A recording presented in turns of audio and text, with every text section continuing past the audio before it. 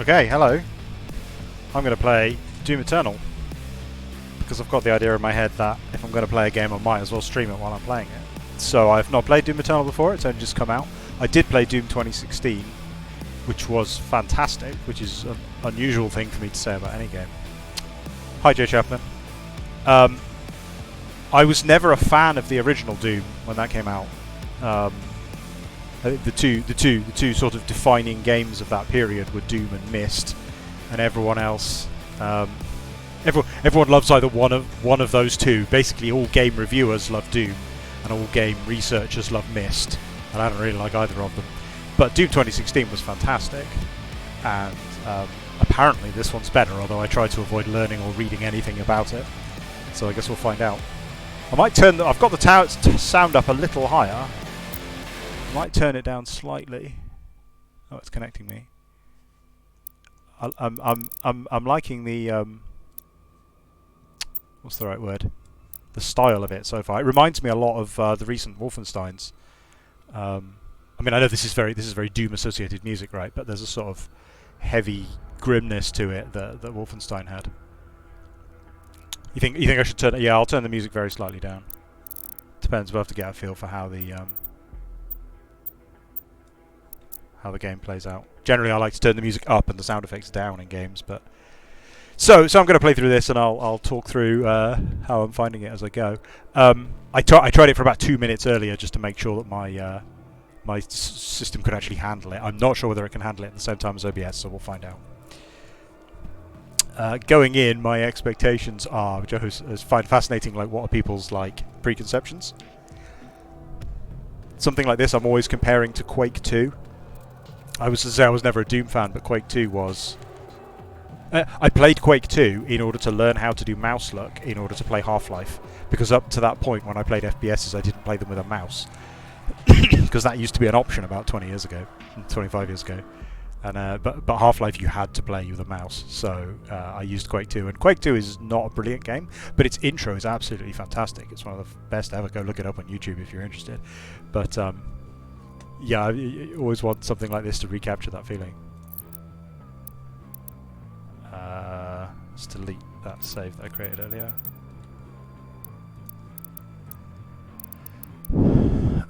Right, we've got the standard difficulties, right? But then, there's an unusual amount of text here to explain what you're going to get out of that difficulty, which is really good. A lot of games now are having quite sophisticated difficulty settings where they explain what it means, and that's really. I mean, I can't imagine most people read any of this text, but I'm glad that it's there. So enemies attack more often, so I'll just play on normal. There's a whole ethos on. Generally, I think you should play games on hard if you want to understand them, but I'm not going to play on hard. Probably first time through or when I'm streaming, because just dying over and over again doesn't sound like much fun. To watch, I mean. Against all the evil that hell can conjure, all the wickedness that mankind can produce, we will send unto them only you. Rip and tear until it is done.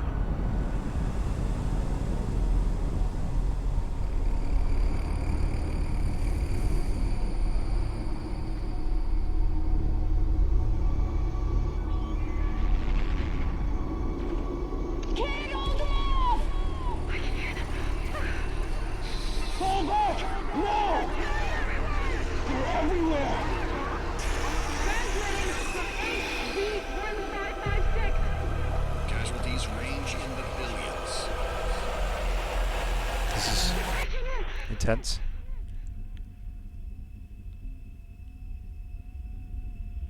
I love that view from Space Trope, that's great. We must pray now, brothers. Pray that he is watching. Please, anyone, if you can hear me, if you're out there.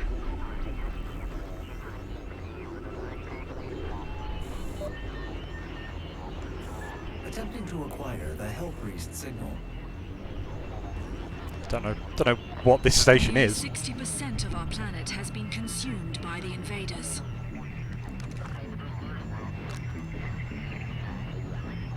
We have the Hell Priest signal locked in. The target is marked, but the signal will not hold for long. For it is he that they fear, not man, or his armies. They fear the mark of the beast.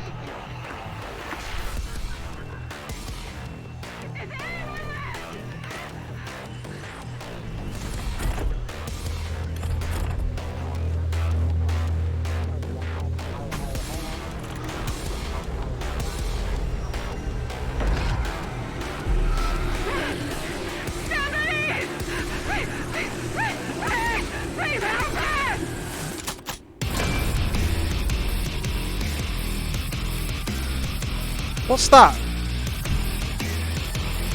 That riff sounds exactly like something. What is that? Oh. Okay, zombies.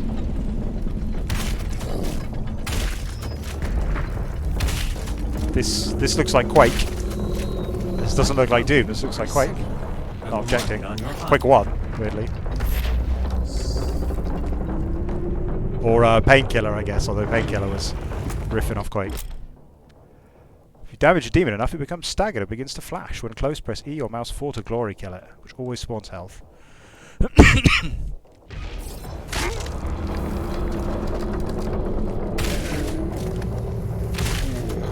So glory kills is probably like the mechanic that really makes Quake, Doom 2016 work. He doesn't want to be glory killed. Difficult to get glory kills when you're using a shotgun. So they encourage you, when you're heavily wounded, they encourage you to dive into melee range rather than hide behind cover, which is fantastic. Press C to instantly chainsaw demons and refill your ammo. Chainsaw requires fuel.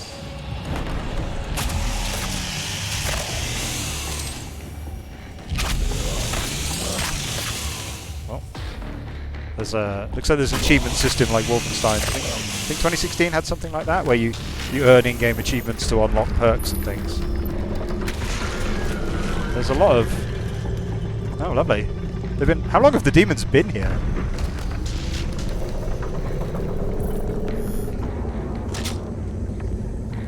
Punchables are objects that the player can move by punching. Double jump.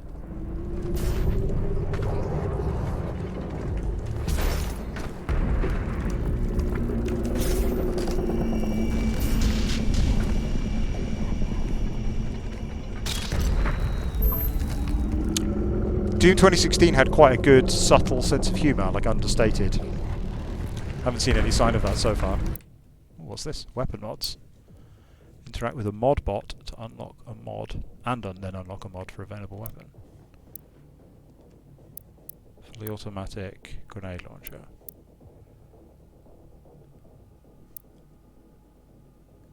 I don't know, both of them sound pretty fun. Let's go with that one.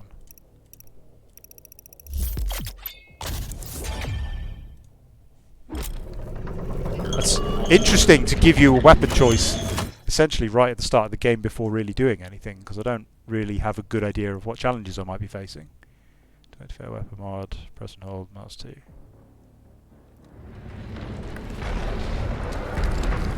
Okay.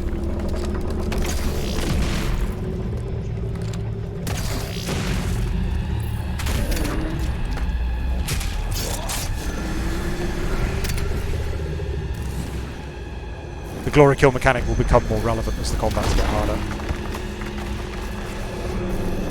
Is this a pirate ship? What is this? Very odd environment. Is that a zombie soldier?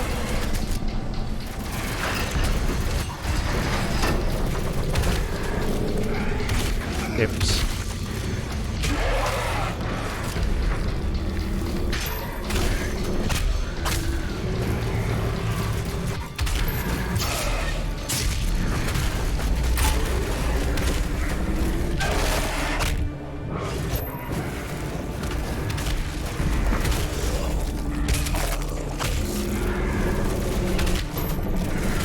The glory kills also kind of reward you for not getting headshots, which is interesting. Oh. Oh, I ran out of ammo, so it automatically selected the chainsaw. That's good.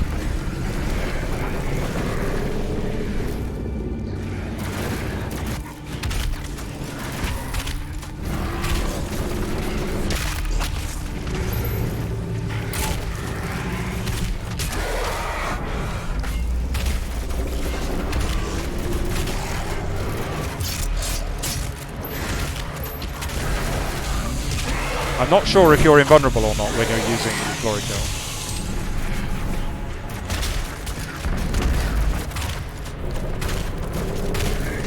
I should probably be using this, shouldn't I?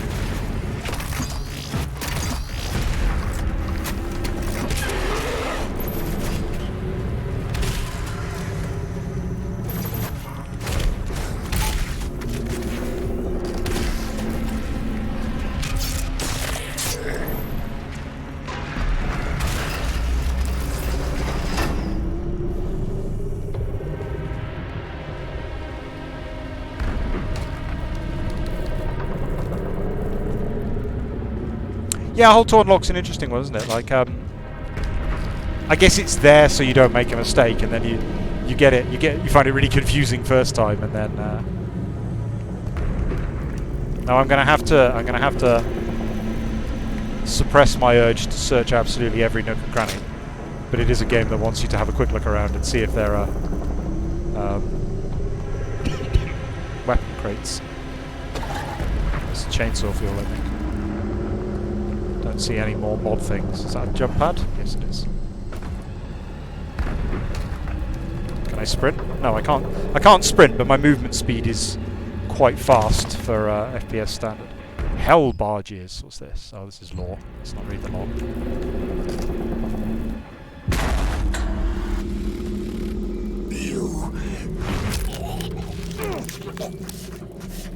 My soul remains guarded. You can't.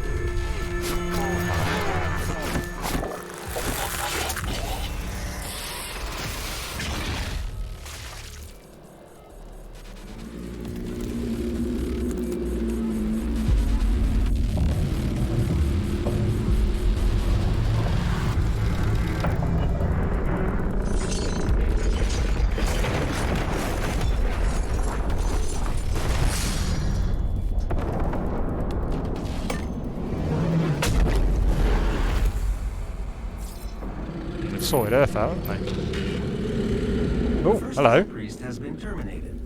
The demonic consumption of Earth has been reduced by 36.8%. There are 2 Hell Priests remaining. That's oddly, like, seems quite straightforward. I'm guessing the next 2 are going to be harder, but it's an odd setup. It sort of made the challenge seem sort of both overwhelming and trivial at the same time. Oh, it's a giant robot hand. Oh, I like that.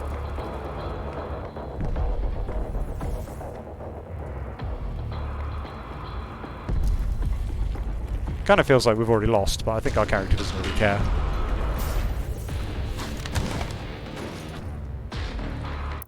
Oh, it's going to give me the other one anyway. So.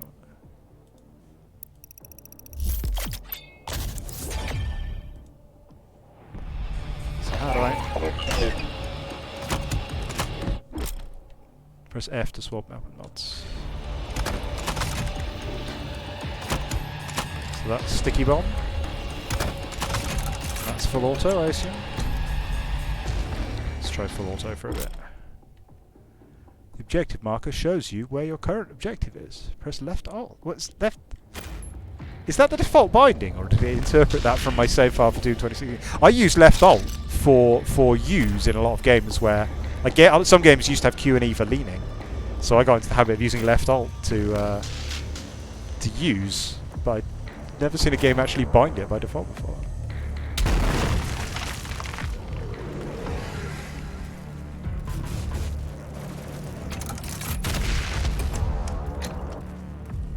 Oh, there's an objective for killing enemies with barrels. Oh, hello. Oh, look at that! He climbed up! It's very impressive.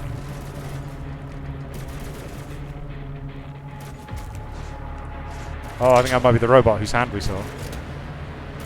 Oh, look at him, he's awesome. Yeah.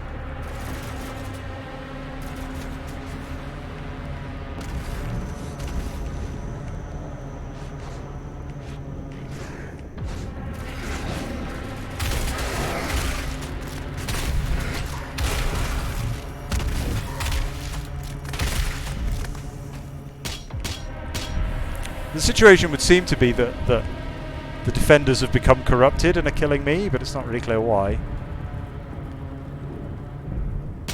Other than obviously just that I'm a badass. Oh.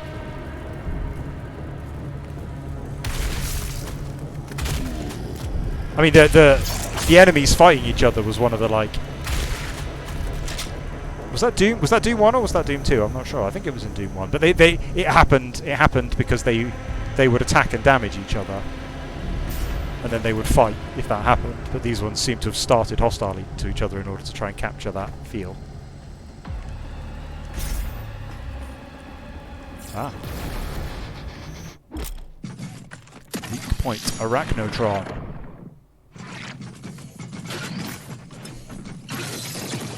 That's interesting that it's telling me that. Like, that's very handholdy, which kind of surprises me given the aesthetic and target audience of the game. I would have thought that it would be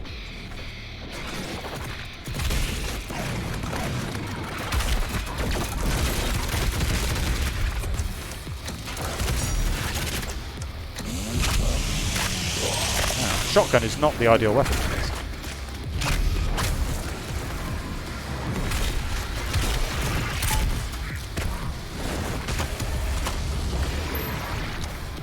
Pretty good.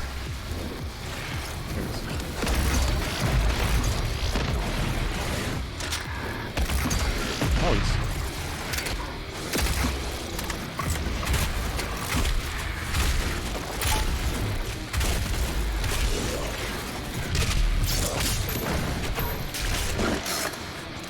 Oh! Got the shotgun hit. Oh, because I don't have enough.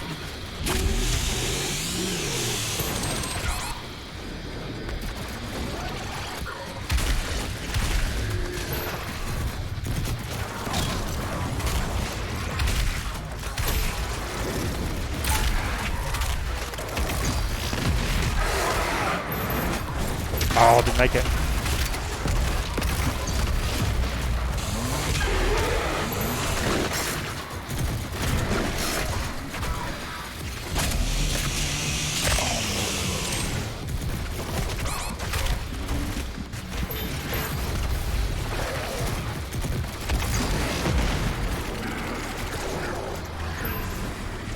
I missed a couple of chances to glory kill the boss there.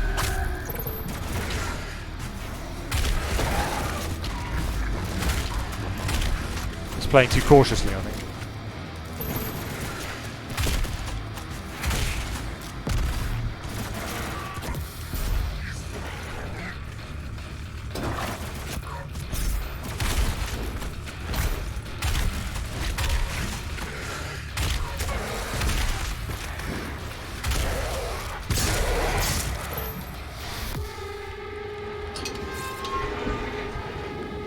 I told my kids they weren't allowed to watch this one.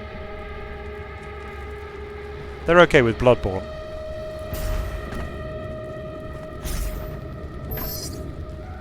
But I think this one's a bit more sort of close-up graphic intense. Oh, look at all those barrel kill achievements I missed.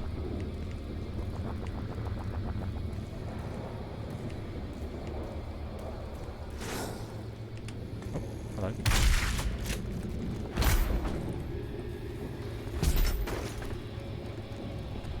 It looked like there was a secret back the other way, but I'm not sure. Use Q or mouse 5 to quickly swap to your previous weapon.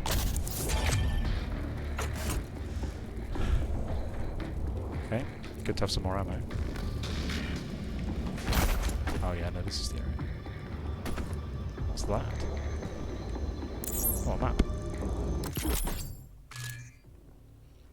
Reveal all undiscovered areas. Okay. Oh, we missed a secret there. Oh. Might have been inaccessible, actually. I don't know if this has... I think the original game had... I think 2016 had areas that were inaccessible if you didn't have the right unlock, and you had to go back. You could revisit the levels to collect the collectibles you missed. And I think it was impossible to get them all first time through, but I may be misremembering. Ah, this is better for getting glory kills, because it doesn't... The shotgun's a bit all or nothing. Scott! Oh, I thought maybe that was like someone had died, another player had died. But no, I think it's just a shop.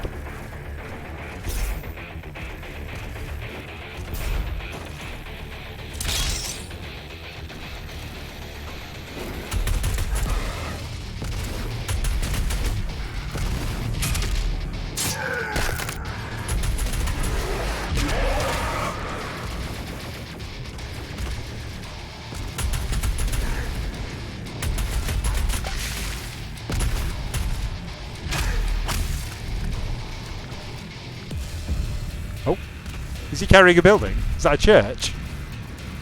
I think that's a church, an evil church he's carrying around. Fantastic.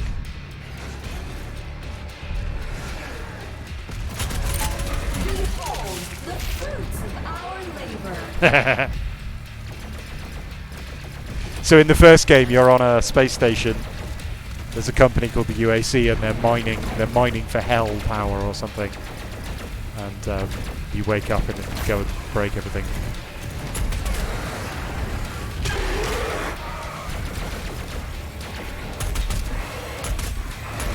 That was nice. That was slightly it was understated. If you compare it to, say, Doom 3's sense of humour. The joke was very straightforward and obvious, but it was nicely executed and they didn't belabour it.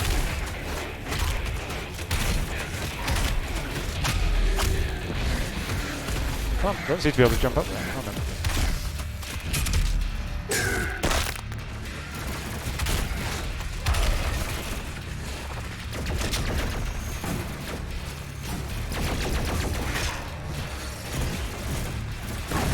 These levels are a bit open. I don't know. Personally, I prefer slightly more closed levels. Oh, an extra life. What does that do?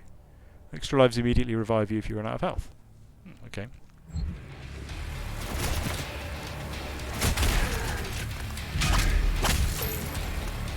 I wonder how long they last.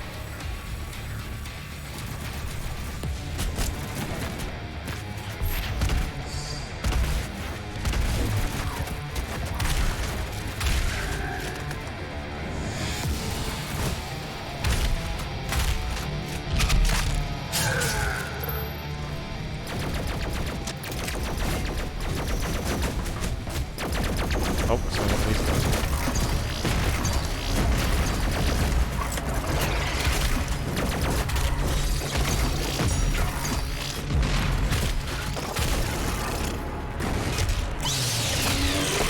Ah, much better.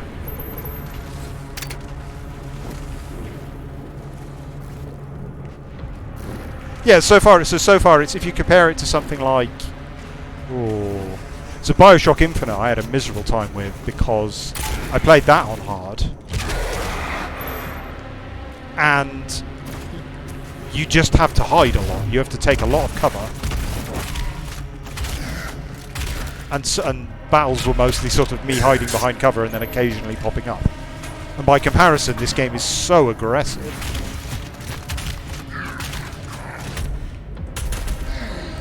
Like intentionally diving in towards enemies. I think a lot of games want you to use sort of mixed shooting and melee style. Take a moment to look around you. Witness the beauty of the world we have created. Okay, that's a bit more belabored now. Yeah, exactly, Di, and it does that. It does that really well, and a lot of games really don't do that. Or they try. They give you a mixture of powers. Oh yes, I remember one that stands out. There was a third-person shooter called Space Marine a while ago, and they made a big deal of the fact that you couldn't take cover. It was at the height of the cover shooter genre, and the devs made a huge deal of the fact that your character couldn't take cover. If you tried to take cover, you would just barge the cover down with your armor, and so you were supposed to sort of melee people, and that worked for the first half of the game when you were fighting orcs. That was fine, and you just, you barged stuff down, murdered people in melee, got the job done. And then towards the end of the game, Chaos Space Marines with plasma guns appeared, and plasma guns just killed you incredibly quickly. There we go. They killed you incredibly quickly, and so you had to take cover to not die. But you couldn't take cover because you kept destroying the cover, and it was incredibly irritating. Whereas in this game, they've created a set of mechanics that reward you for playing aggressively, rather than just giving you the tools and expecting you to just choose to. Which is fantastic design. I'm assuming we're going to fight that big old thing. Slayer can clutch. Oh yeah, I'm called the Doom Slayer.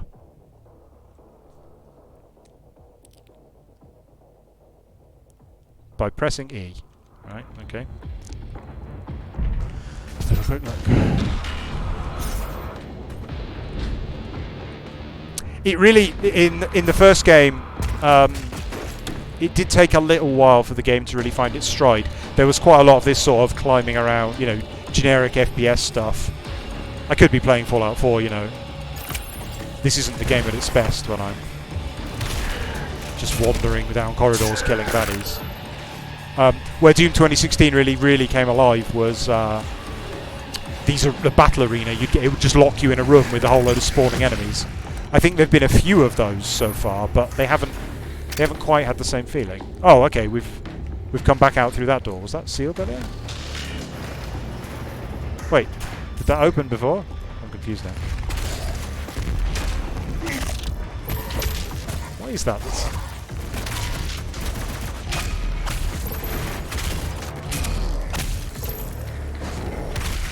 I'm never going to get this exploding barrels achievement.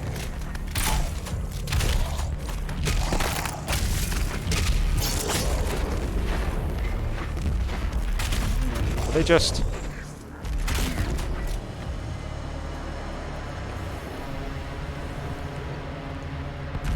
The shotgun feels good. Very important in the Doom game, obviously, to get the shotgun right.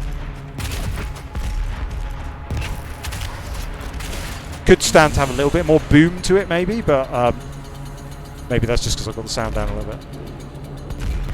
Oh, and this time not. The cleansing of Earth is a necessary step on the path to a brighter I really like that it tomorrow. auto equips the shotgun. So those guys look like... I can't remember if he was a boss. Thanks to the UAC Hell Merger Initiative, humanity I don't have a good handle on how to fight these full things. potential. Oh. Whoa, what happened there? Oh, extra life actually. I guess I did that wrong.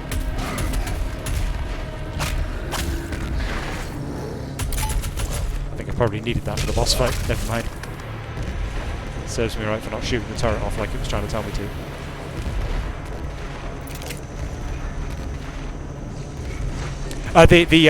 The sort of semi-antagonist in the previous game was like a giant robot, kind of like a corporate-looking General Grievous guy.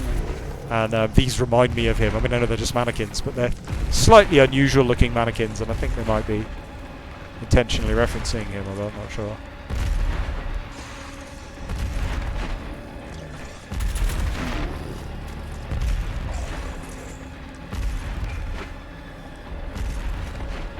It's interesting. I was thinking about we're playing Bloodborne.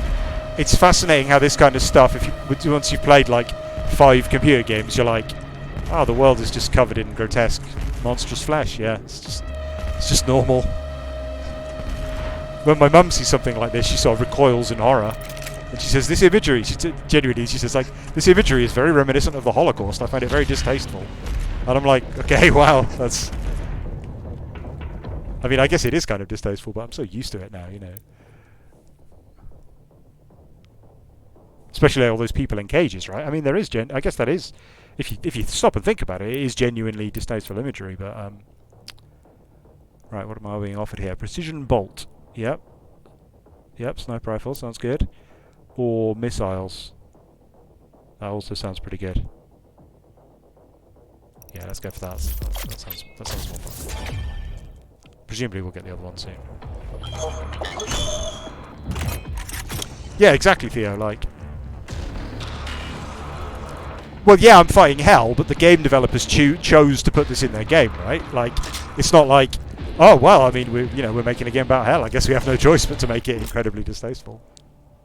I'm not saying I have a problem with it, like, yeah, but it's intriguing to think, like, you know, I'm vaguely aware that I shouldn't show this through my children. Shouldn't show this to my children.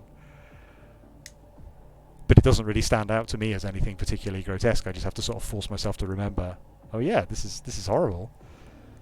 Press left control to launch a grenade. Right, sure. How many of those do I have? Not sure. Infinite, maybe? Maybe just one. No, it looks like it's recharging. Okay, that's good.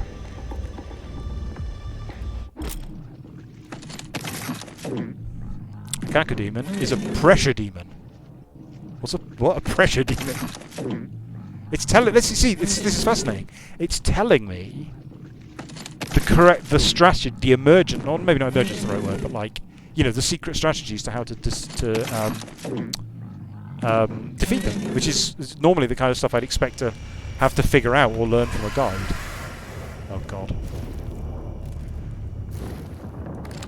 I'm in sticky bomb mode. I can't remember which mode's which. No, that's the rapid fire mode. And it warned me about it long before I even saw it, you know. That is odd.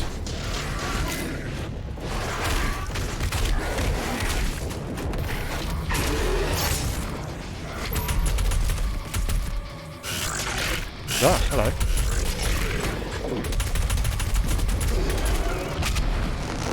Well, certainly works. Yeah, they haven't done a character introduction. So if you haven't seen like the first 2 minutes of Doom 2016, it's worth going and looking up. Because you wake up in this cool-looking evil sarcophagus inside like a testing chamber, inside a science lab where they've obviously been doing experiments on the sarcophagus. And then your character gets up, like, pulls his helmet on, is like, right, I've got to sort this shit out. And then you find a computer terminal that says, oh, the whole base has been overrun by demons, this is really bad. And then then someone on the comms like, ah, you're awake, I need your help. And he just punches the computer screen and refuses to listen. Which really characterizes him straight out the gate. And they haven't done that with him so far.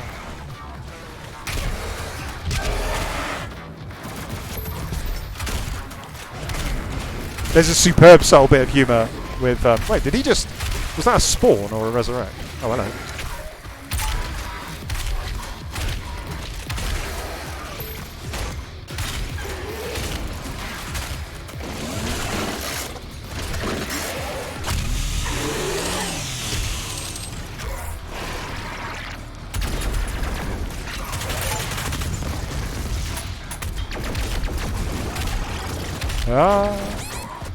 Oh, I'm not doing very well.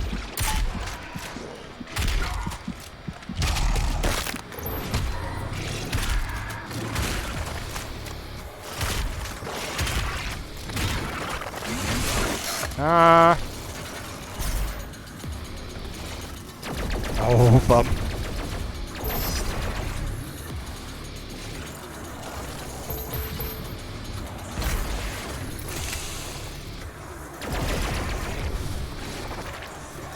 Let's go get that chainsaw fuel.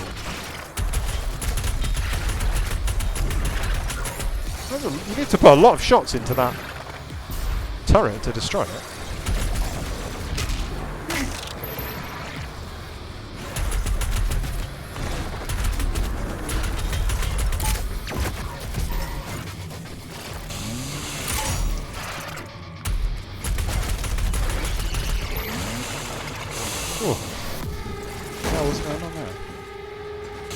I don't know, Theo. It hasn't really explained to me any story. I'm assuming, yeah, they're defending soldiers who've been zombified somehow. Wait, is there another one? The hell?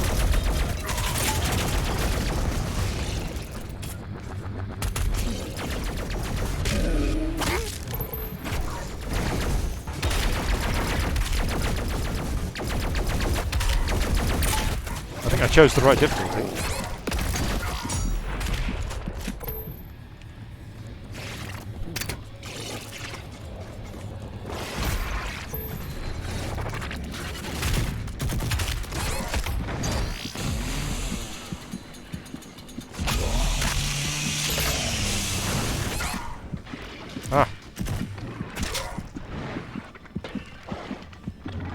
Oh, the zombie spawns.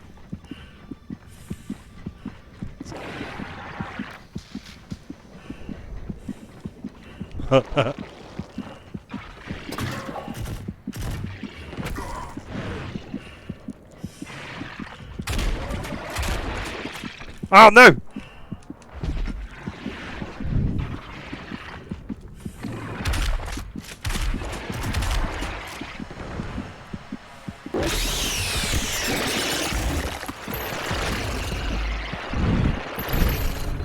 Well, we know that the plot is that the demons have invaded Earth, but we don't really know anything else. I mean, there isn't really anything else to know, right? But it doesn't seem to have done any characterization establishing.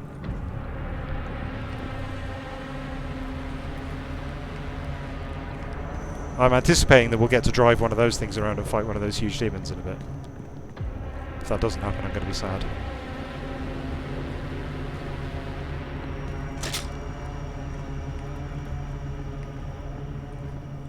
It's interesting that the fact that you can replenish ammo and health in combat means that weapon pickups aren't really very meaningful.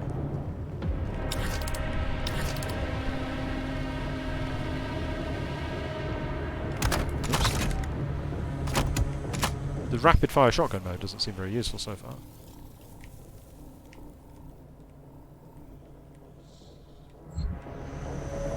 The UAC would like to There's a thank shot. I you have so for little. your Is it support yeah, I have of 16 this shotgun organization. shells. Your suffering continues to inspire us. Okay, that's on the nose. So yeah, that's gone. That's just gurning at me too hard. I don't find that very entertaining.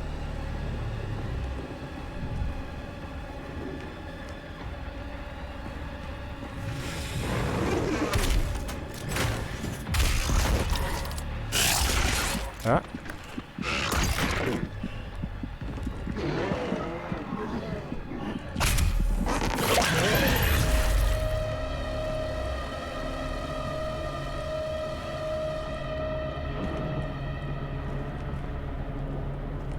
Well, the reasons the demons invaded is because there was a Hellgate on Mars, and a corporation, a foolish corporation, were trying to exploit it for energy. And is that a climbable wall? Nope.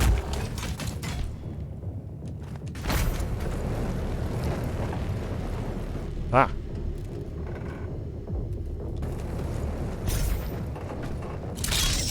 No problem.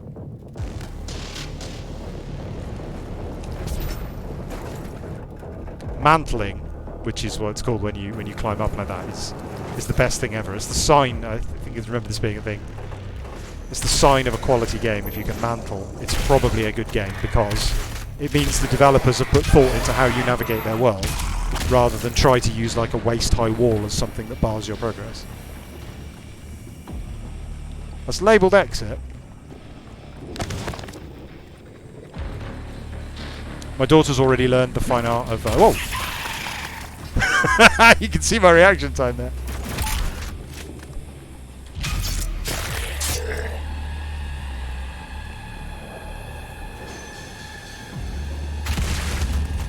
Oh! Oh, I think I killed it with the barrel.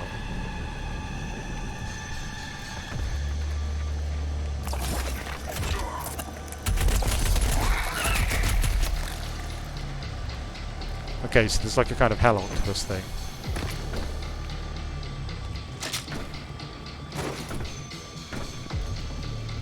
I don't... So, like, the pacing of the game, I don't think, like, looking around in corners for ammunition is the right feel. I mean, obviously you can get a lot of ammo from enemies, which is fine.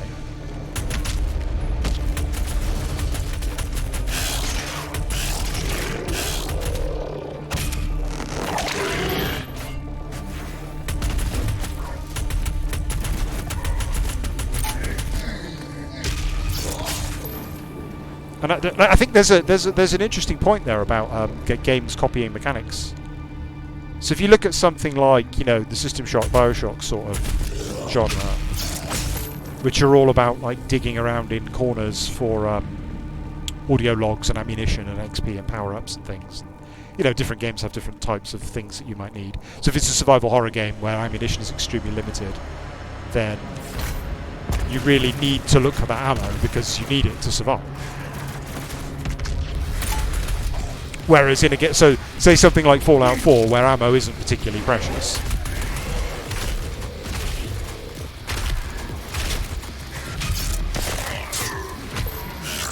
Ammo's actually absolutely everywhere in Fallout 4. So they have an entirely separate system of like magazines and things that you find to reward you for looking around.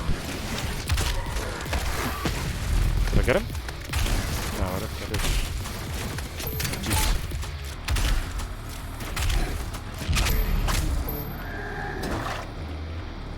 Oh, is that a third charge of chainsaw? Yes, it is. Yeah! I used up all my chainsaw ammo. But it was fun.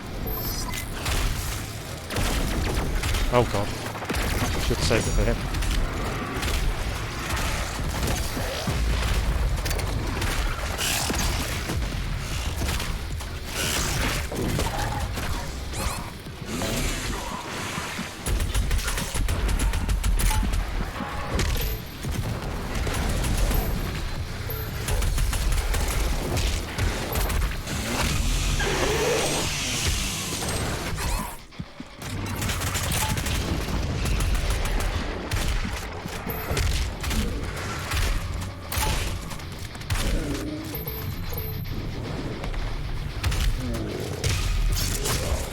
Did I kill the thing, or is it just hiding somewhere? Oh, apparently I killed it.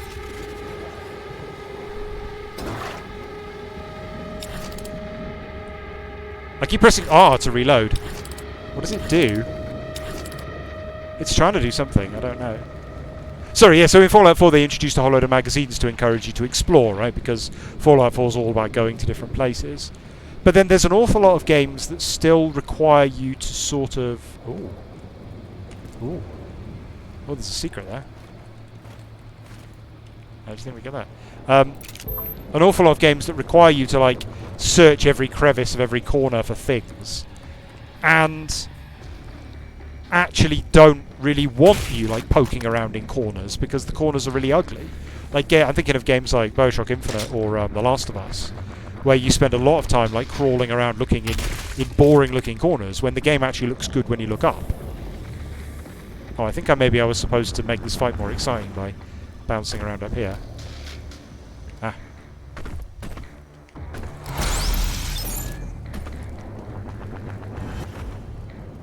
And actually, I don't think this game really benefits from having sort of searchable collectibles. I think they don't suit the pace. Like, I think they're in it so you play the game for longer, so there's more to do and explore, and you know, it feels more fully featured as a result. But I'm not sure it's actually the right choice for the type of game. Feels like the achievement should all be for sort of combat accomplishments instead. To suffer is to be present. I've gone off you, USC lady.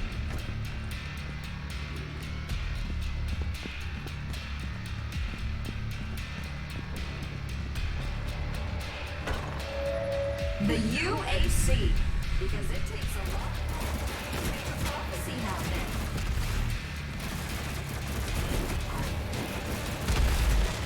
I think, like, Corporation accidentally causes demonic invasion is quite a good story, and Corporation intentionally causes a demonic invasion is a bit of a naff story.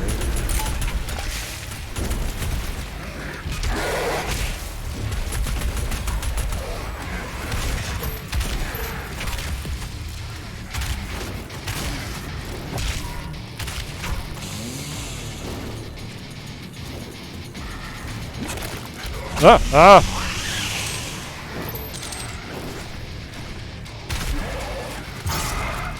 I'm glad of your commentary there, Dai, because I don't actually often notice. Like, I'm subconsciously aware of things like, you know, the intensity of the animation and that kind of thing, but it's not the kind of thing I'm used to paying attention to, so I tend not to comment on it.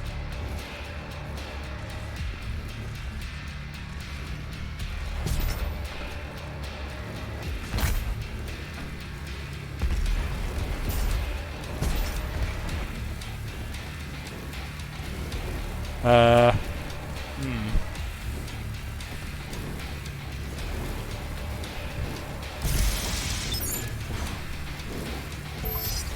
I leaned in my seat there to give myself a little bit of extra momentum.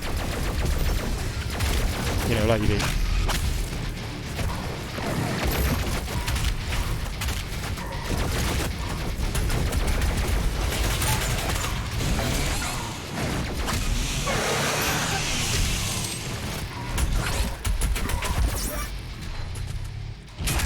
Oh. Oh well. Got extra lives, right?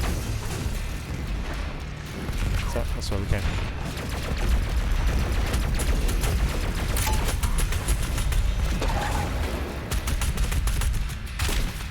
Yeah, I'm not really enjoying fighting these crab things.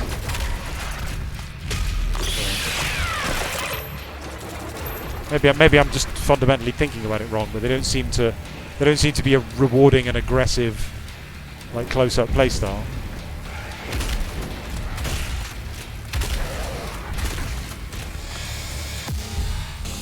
The Khan Maker is nearby. She is inside that demonic citadel. I will mark her location on your HUD. I don't know who's talking to me. There was a really cool bit in 2016 that I assume they never got a chance to finish developing, because there's this whole bit where there's this computer core, and the computer core has like a 15-mile wide complex of supercoolant in order to keep it cold because it's so staggeringly hot. And it seemed to be setting up that the computer core was like a demon or something, because, you know, why on earth would a computer need that much cooling? But it never did. It never really went anywhere or did anything. It's fancy. You would think there'd be something around here, wouldn't you? Normally there would be like a secret back here. It's almost like a point of principle, right? Like if you don't reward the player for going around the funny way, then they feel like it was a waste of their time.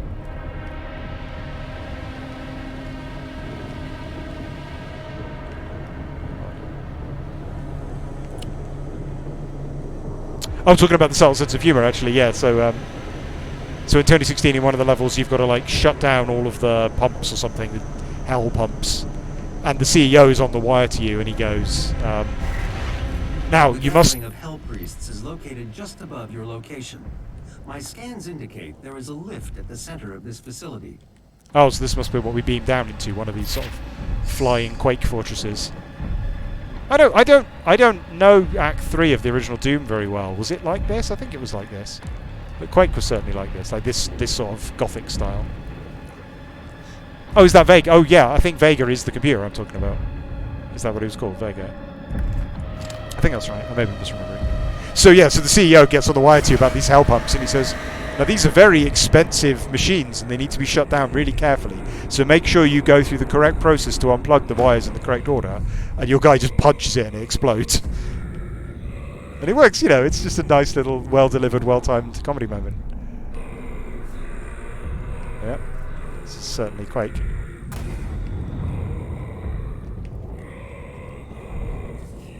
The sort of IP fanboy in me wants this to be a crossover with Quake, you know, like, even though that would be bad and wouldn't make any sense. I was charmed when was it Doom? Wait, what was the game called now? Quake 3. When Quake 3 Arena came out, and, you know, had the Doom Marine in it, that charmed me. I like that. Fast travel allows you to teleport to predetermined points in the map. Use it to find a. Oh, all right, okay. All right. I wonder if this is Bethesda's influence. It's interesting thinking about the relationship between the developer and the publisher in that regard. Like, because Wolfenstein had a lot of this, and Wolfenstein: The New Order had a lot. Sorry, Wolfenstein: The New Order had a lot of this, and Wolfenstein: The New Colossus had even more of it, like optional things to teleport back to.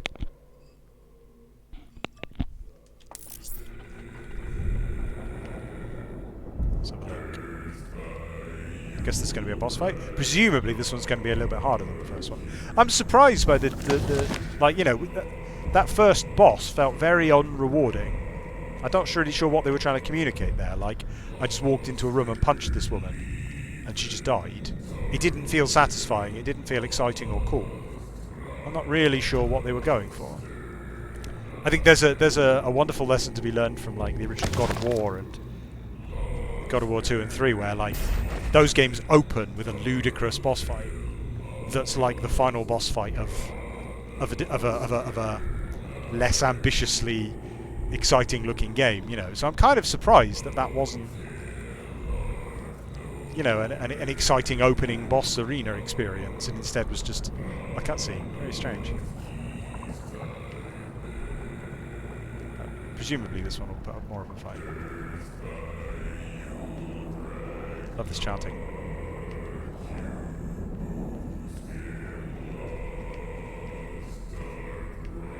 This reminds me of Painkiller. I was never a fan of Painkiller, but I think it did a lot of work on the Doom aesthetic, like updating the Doom aesthetic to a modern traditional skull. The Maker is present at this gathering, but when outside of her domain, she is by all accounts indestructible. That sounds more. Hi, Ian.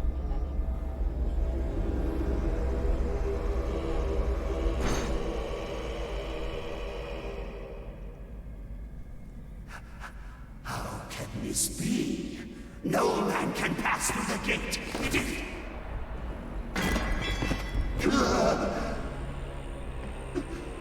This stops nothing. The sacrament of this world to the great Khan Maker will be made, and the energy will be restored once again. As it is written, from the souls of the non-believers. You will not save them from their judgment.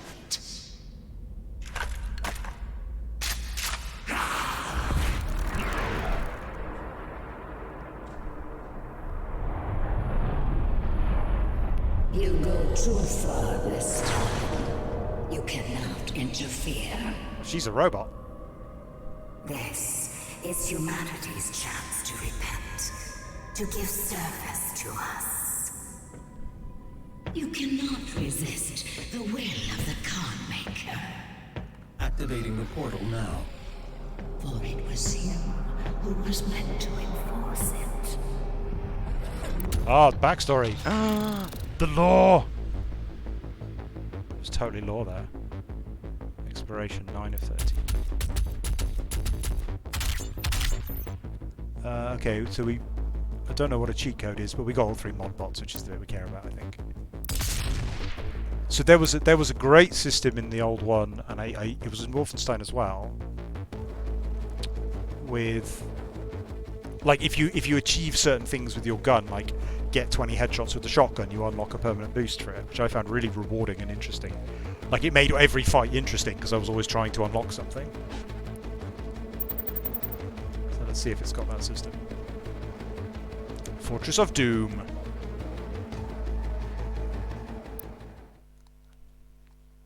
Right, there we go. Slayer Gates. Collect all the toys. Let's not bother with that.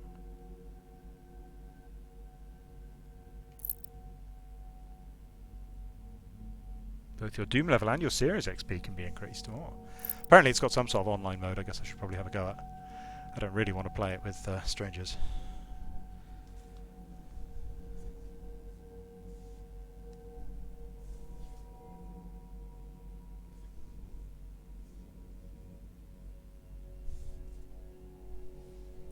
Oh, sorry. Press space to continue. I do not have the means to Hi, locate Dave. the second Hell Priest. Your celestial locator is missing a component. Why is the space You will temple? need a replacement.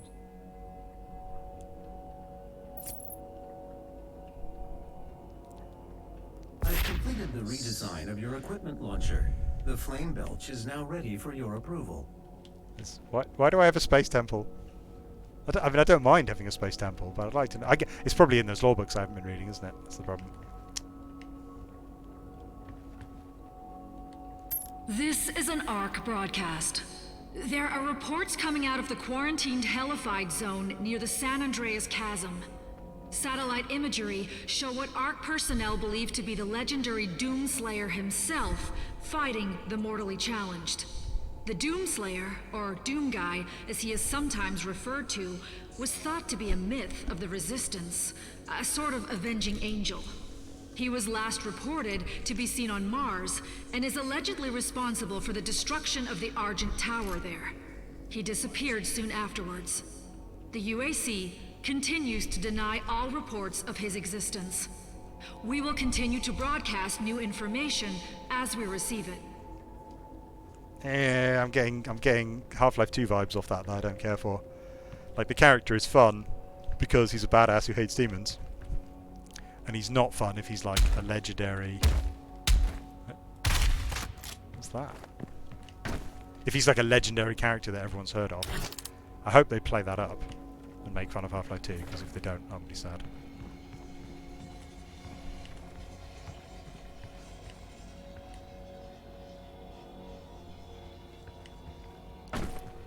Okay, what have we got here?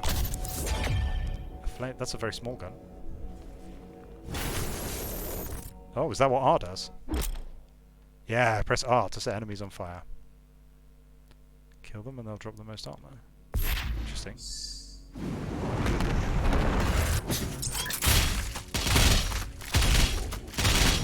Oh, okay. That's interesting. So I can set them on fire and then kill them. Oh, guess we know what this is now. This is the Sentinel Crystal. Use the Sentinel Crystal to permanently upgrade your health, armor, or ammo. Oh.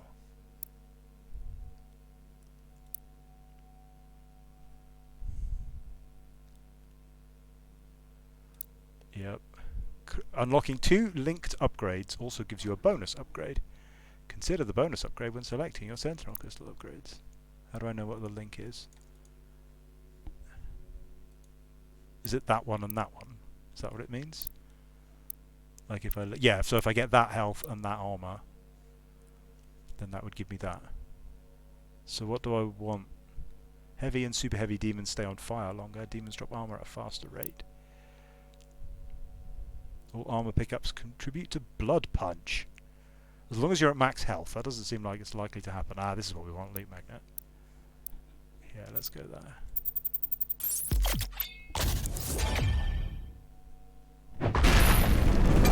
Yeah! Punch! Punch the thing that was on my ship. The portal is activated and ready when you are. Okay.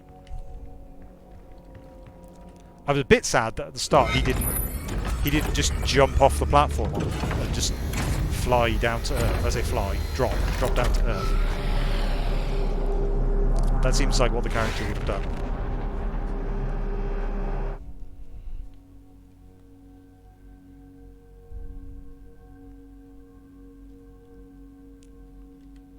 Quick summary of the plot so far, which is meaningless. There wasn't, so Hell didn't have any characterization in 2016. They were just demons, you just fought them. There weren't any like characters that talked or anything. There certainly weren't like human looking. Oh, look at that. Wait, is that? I think that might be a statue of me. Maybe? Is that some demon art there that they put up? Don't know. Very odd looking.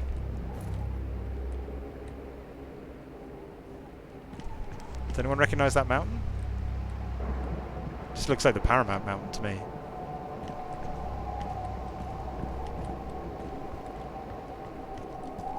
Where's this? Yeah, that's presumably the Doomslayer.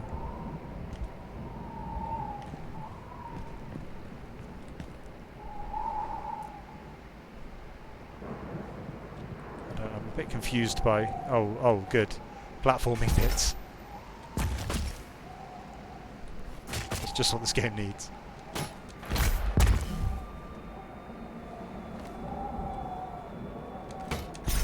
He does at least do very angry... Ooh, hello. What? Yeah, I don't really get a sense of what's going on here. I don't know if it's like an alternate Earth where everyone worships demons, or if the demons have built this place. Are we on Earth? I assume we are. But what we went to a place called Exaltia, which isn't a place I'm familiar with. Oh, I'm not going to make that, am I?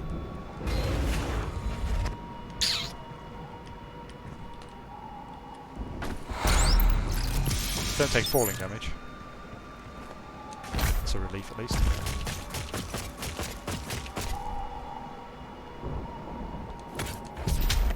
So I didn't die for falling, that's good. What was the last game I played where that was true? That was a slightly different looking zombie, wasn't it?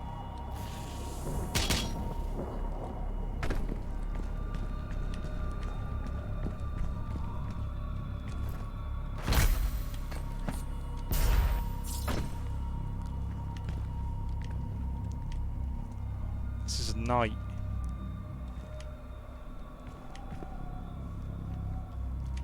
You loving this, Theo? Seems like your kind of place.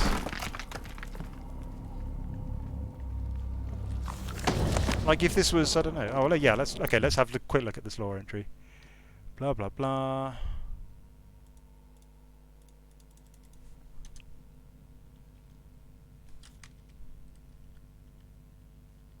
Sent the Doomslayer to destroy the. Oh wait, that's a different entry. Oh, I don't know what I'm doing. I'm sure there's a deep backstory that explains it. Why there's a Hell Monastery on Earth.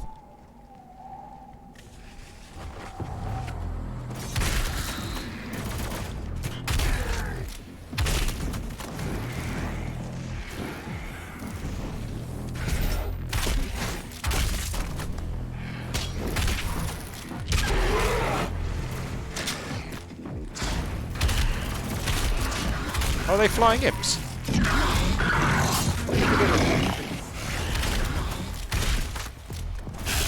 Hello.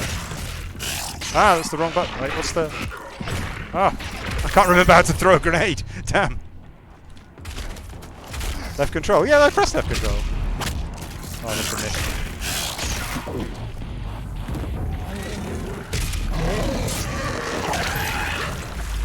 So I'm supposed to set them on fire.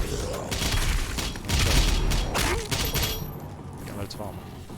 Interesting.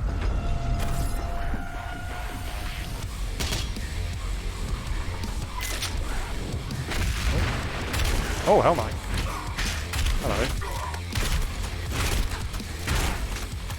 Oh, his armor's coming off. Or his skin is coming off.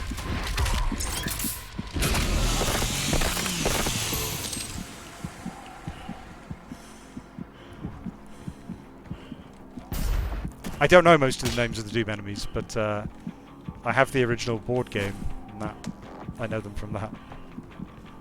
Oh, that didn't work well. The new one's quite good. So there was a board game that came out around the time Doom 3 came out, and then there was a board game that came out around the time 2016 came out. The 2016 board game's really good.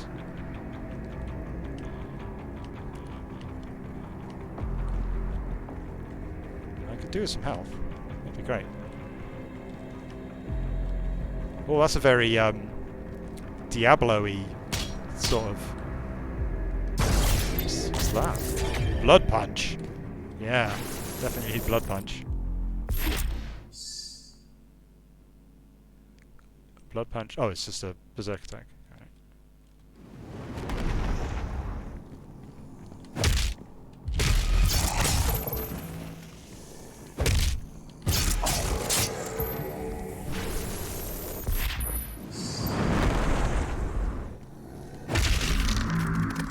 Was that the Blood Punch?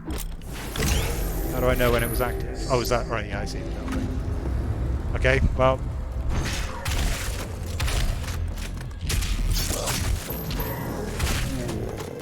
Those things are like little Hellknights.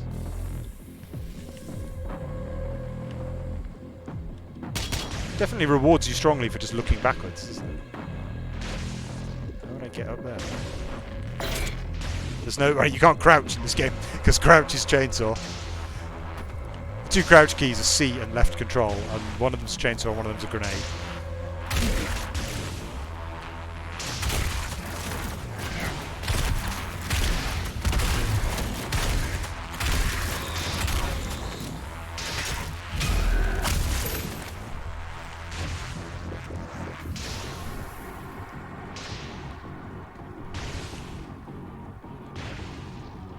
feel like I'm probably supposed to go up there.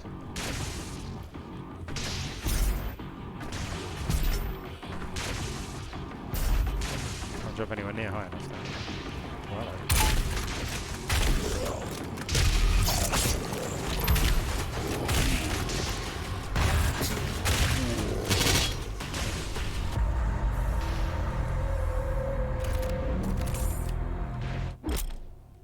runes. There's a lot of mechanics in this game. This does, yeah, I don't know. I mean, I kind of like this kind of stuff, but it doesn't really feel like it fits into this, the you know. Right, what have we got? Clara kills faster. Clara kill from farther away. Speed boost. Movement control in the air. That's interesting. Increases how long enemies remain staggered. So those two both sound quite useful. That one sounds like it might make the game a bit less fun. Or alternatively, really, really fun. I'm not sure which is true.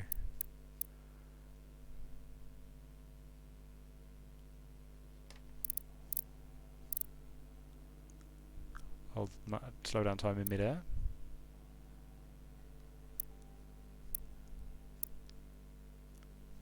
I think we'll probably get that one. That sounds like it's much more... I mean, have you noticed all the demons, Theo? Like, there's literally demons and hell castles and...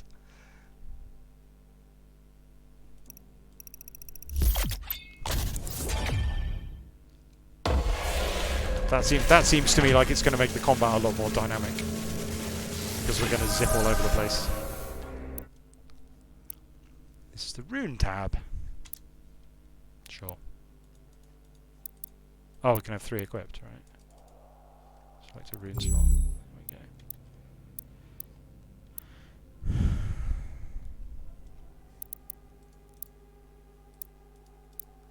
Hey, totally. I'll be sure to read up on the backstory at some other time. I did want that extra life. Aha!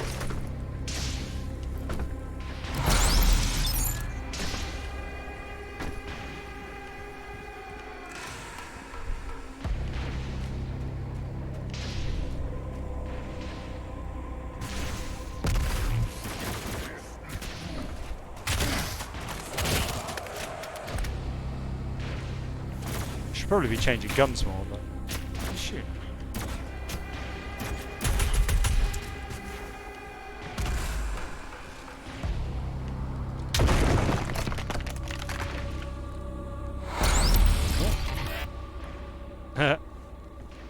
Cute. I like that you don't take falling damage.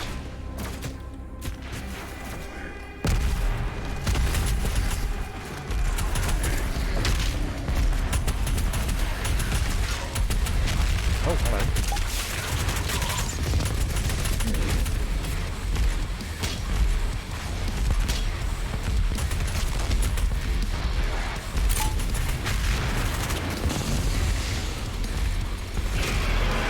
I instinctively ran up to him even though I didn't really need to.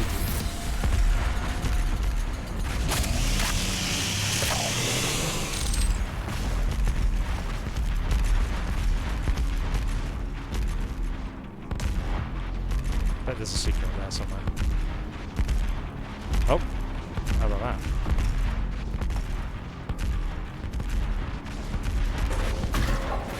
That looks like we need to go here anyway. Oh!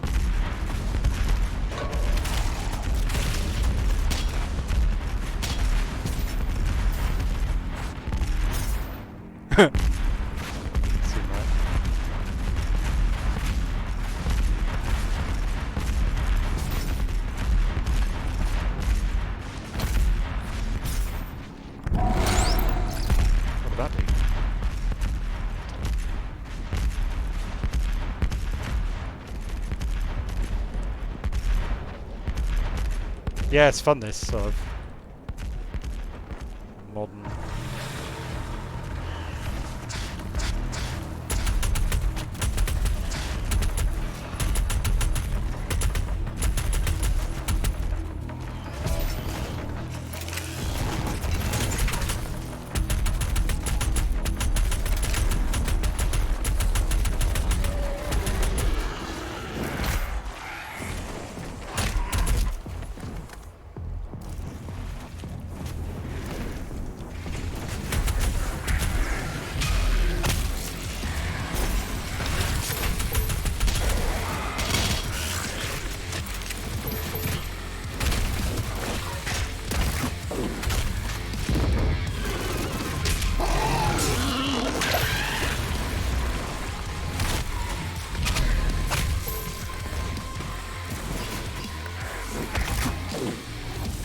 I love that sound.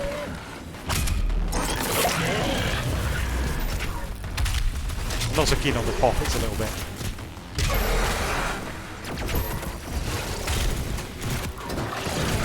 Ah!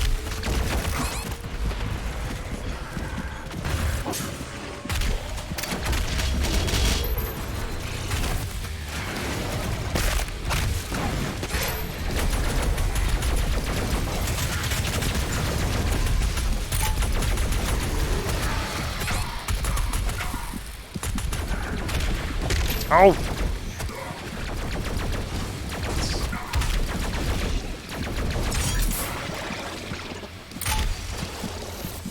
Ah!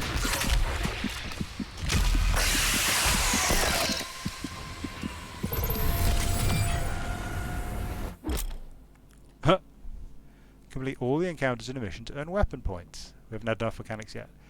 The Demon Corruption meter tracks the points you've earned. Each mission has 10 weapon points total. Spend weapon points in the arsenal. Okay.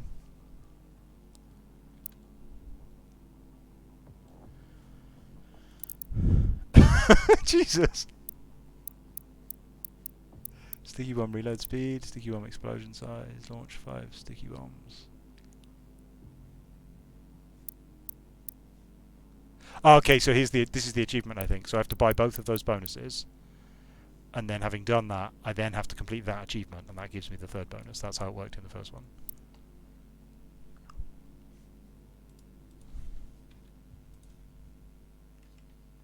No, I don't want to purchase that. How do I get back out again? I don't. It won't let me go back because I'm in the tutorial. Oh, there we go. That's really weird. Auto.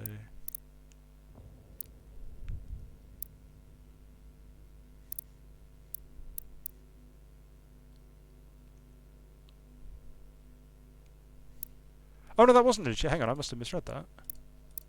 Oh, that's terrible. Look, when you're in that menu, right. So clicking that doesn't do anything. We're clicking that one and going back. Oh, terrible. Oh, I see. No, I'm misreading it. That's not an achievement. That's a bonus.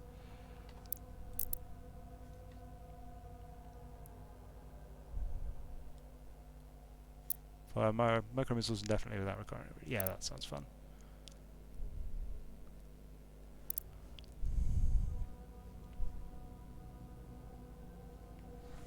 I don't know. The sticky bomb's probably more useful, isn't it?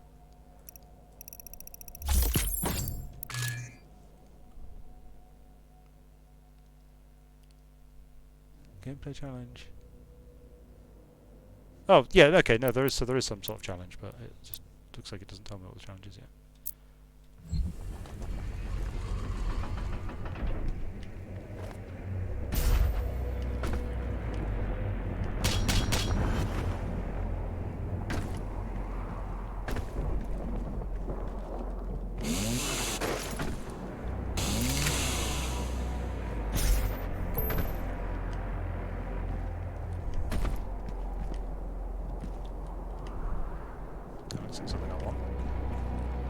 That looks like something I want.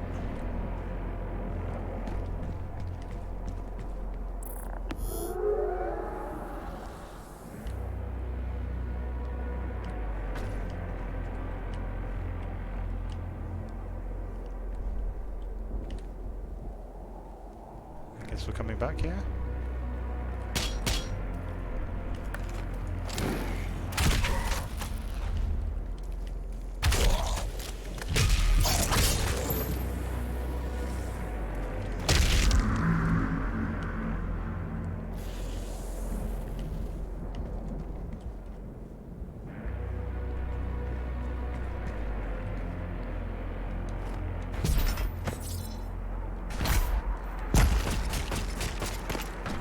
I love the smack, smack, smack noise. It's great.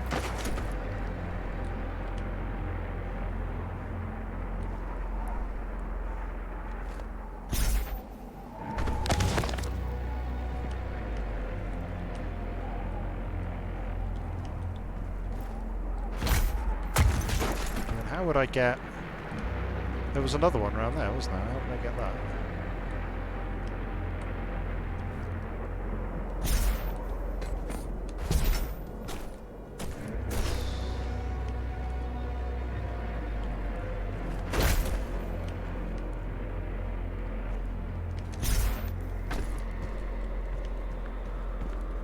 it looks like I'm supposed to jump from there. That would be my guess.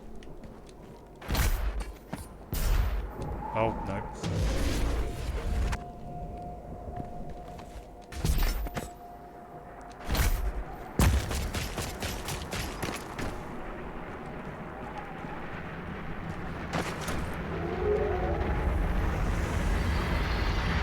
Oh, now we've arrived at the cyber part of the nightly facility.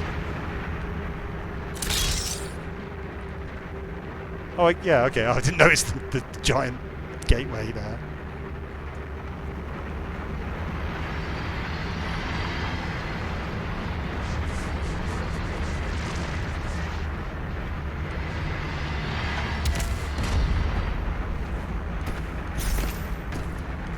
I'm not really getting much of a sense of world or anything. There's just a bunch of random stuff happening. 2016 I was very clearly just, you know, on a space station, and that was the point. Here I'm not really getting much of a sense of, is it our Earth? I guess it is the future, but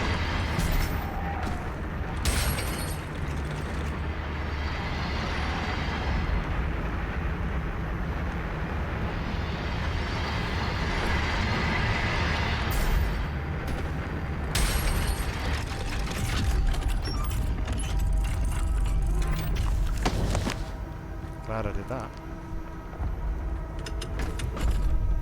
Ooh, another power up.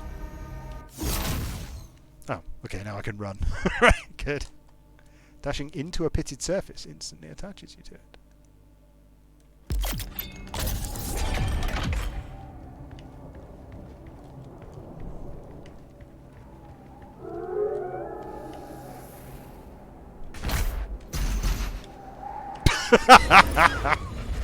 No.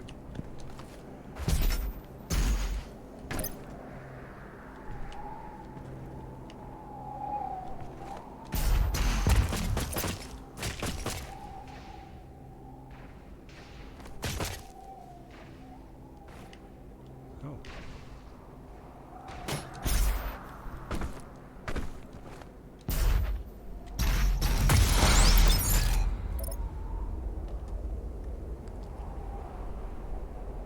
That.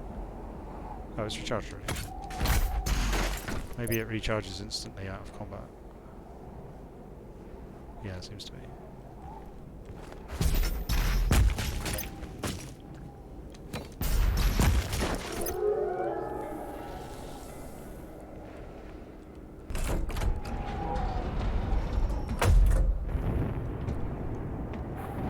That's Rassilon. Oh no, it's not.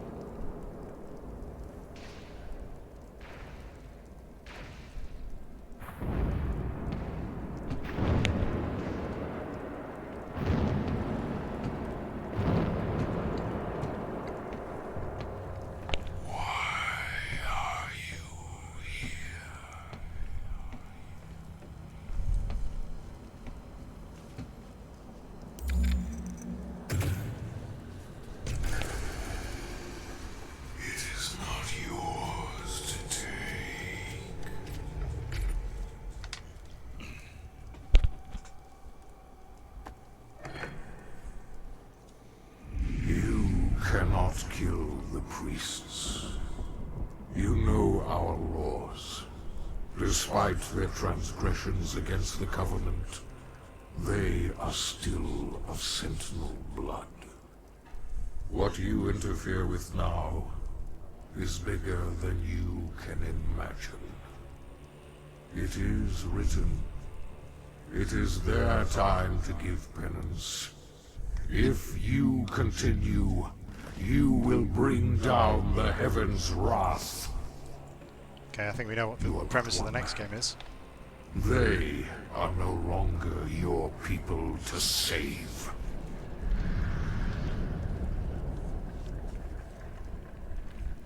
Getting Green Lantern vibe now. Definitely Green Lanterns. Gotta be a secret in here somewhere. Yep.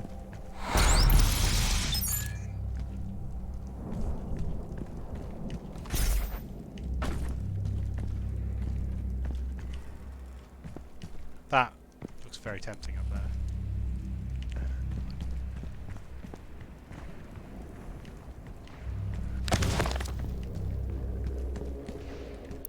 Let's find out about King Nuic. He ruled over Sentinel Prime for many years. Isn't that the name of a transformer?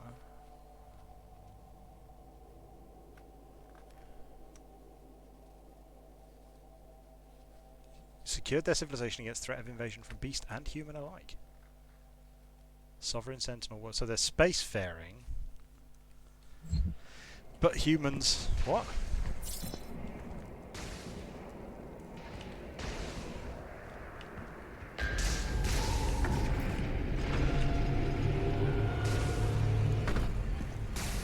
See, this is my problem with mechanics that encourage you to look in nooks and crannies, is I walk into this room, and the first thing I do is I hop up here and I have a look over the edge. And I don't look at the room and try and take in the room, because this is not useful information that will help me to get game bonuses. So I don't do it. So if, like, the bonuses were hanging in the mid-air and I had to shoot them, like in old light gun games, I would look around the room and pay attention. But instead I go look in all the corners.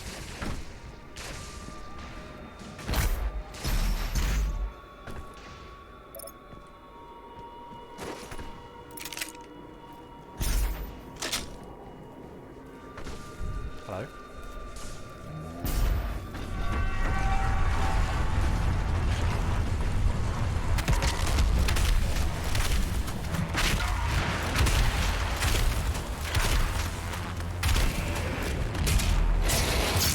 Oh, I probably should set my phone.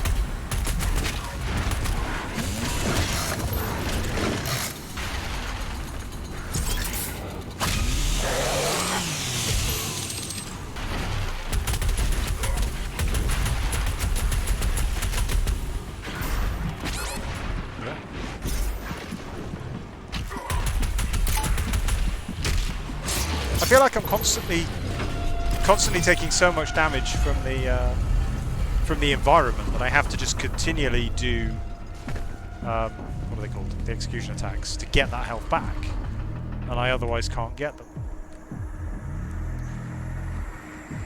Which, I mean, is fine, like they're fun to do, but it feels a little bit like, you know, like I only have one trick. Is that the thing I wanted earlier? Yes, I think it is. This Sentinel battery can be used to provide additional power to your ship. There's more Several mechanics. modules remain unused. Finding more batteries will enable you to utilize the full functions of your command station. How many mechanics does this game have? Or need? Right, so it wanted me to go that way. No, had I already gone that way? Looks like I've already gone that way.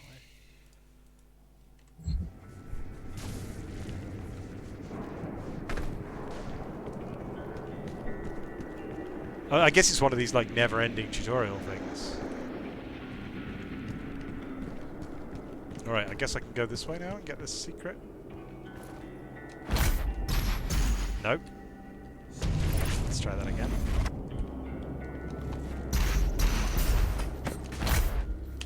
Nope. Do I lose anything when that happens? Do I lose health?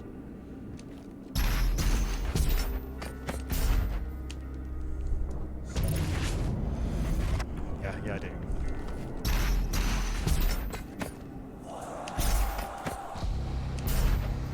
Ooh.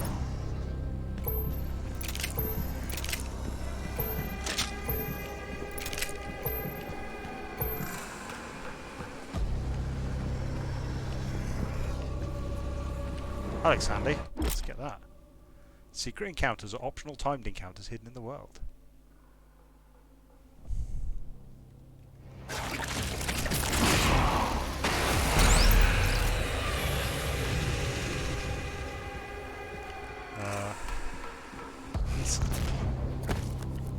Oh, hello.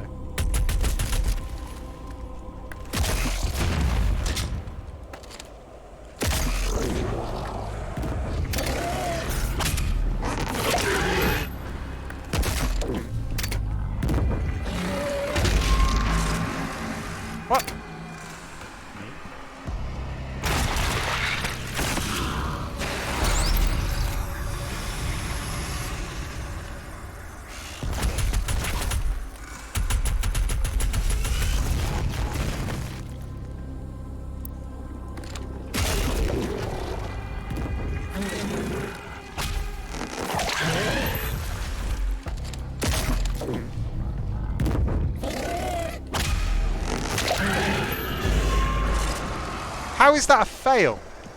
Oh. I guess I'm going to kill one of these before I get it.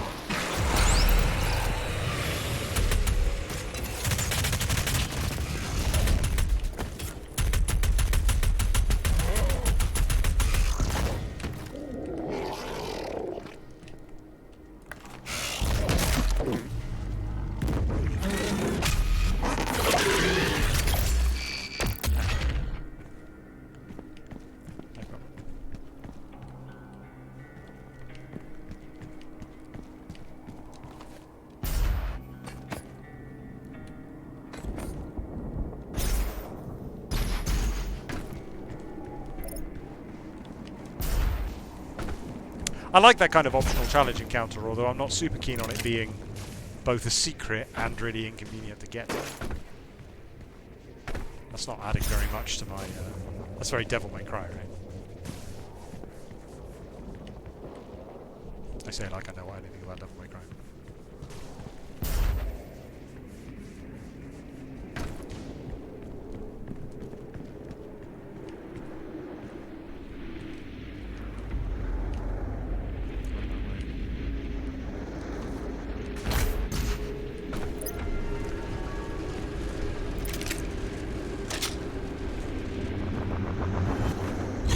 Oh, I picked up a gold ball thing. I wonder what the gold ball is from.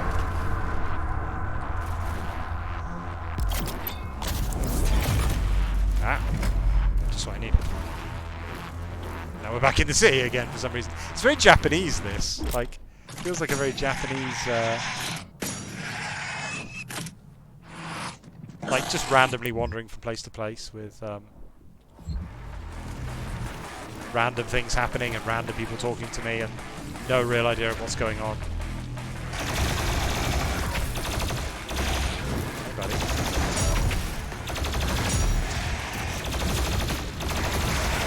Yeah, this is a good feeling gun.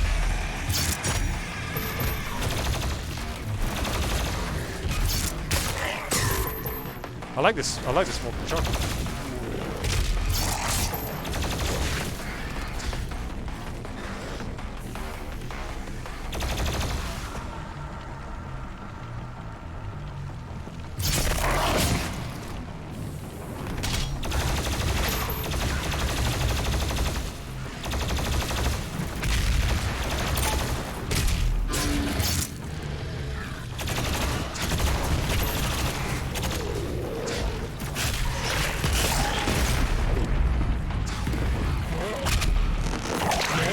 That Kakudemon interaction is really satisfying. Like, I don't especially like the animations associated with it, but it works really well.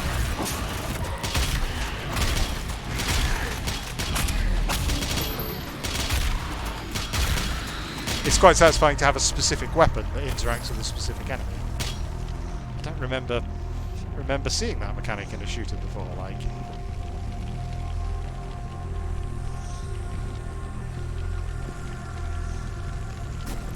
going on here?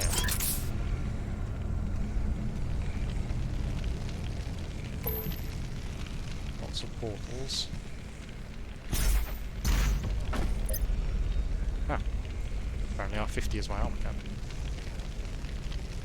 Oh, I guess we need to increase that with those buffs, right? There's portals. Where's the locator? Oh, the locator's telling me to go that way, so let's try these portals.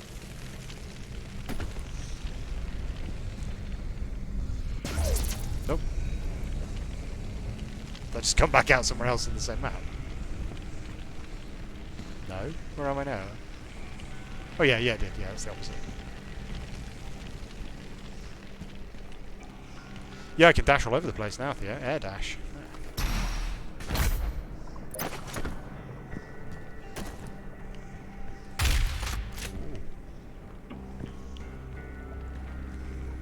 Okay, see now...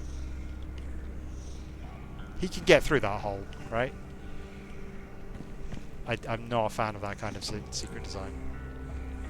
He could get through there. No problem.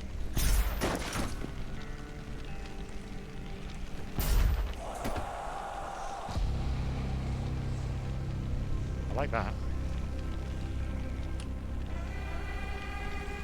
right? The worst one I've seen, and I'll forgive it because it's funny, was the original Max Payne, which just had police tape, and you just couldn't get past the police tape. It was just, no, can't go this way. There was a line, oh, in the same game there was like a line of bollards. You just, no, can't go this way.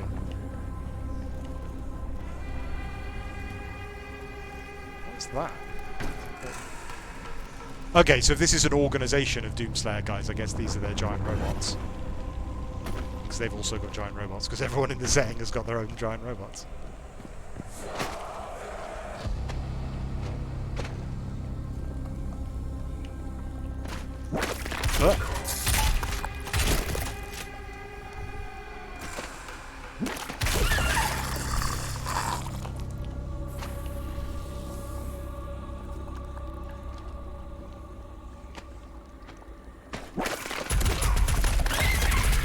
How I'm supposed to not take damage.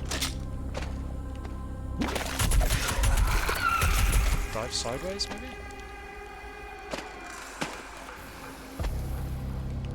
I think Doom subscribes to the design philosophy that it should be possible to avoid damage. It's an intriguing disagreement between different kinds of players. Some players feel like a skill, like as an absolute matter of principles,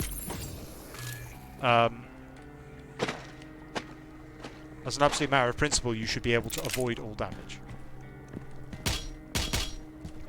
And that if the game forces you to take damage, that is... Oh, look at that. Oh. There's a good bit of modern design that most games get right now, is that even though it's a completely different type of terrain, it visually resembles those climbable walls from earlier. It has the same look to it, so you can recognise...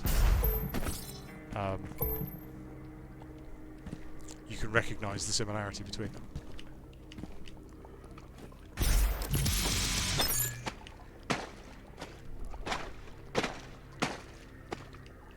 Right, yeah, that's the thing, right? And so, like, in other games, you just unceasingly take massive amounts of damage you can't avoid. And then you're expected to heal it, or whatever.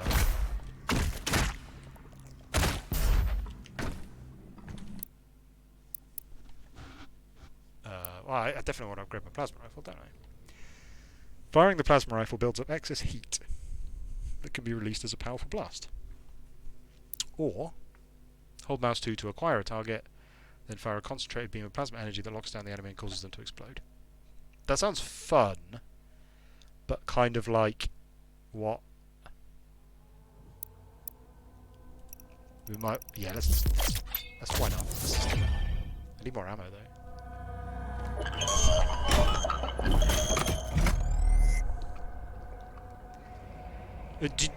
There is a Sentinel power core nearby.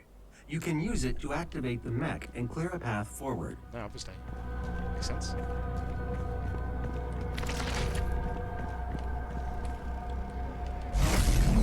Wait, didn't I need those for my ship? Didn't I already have one of those?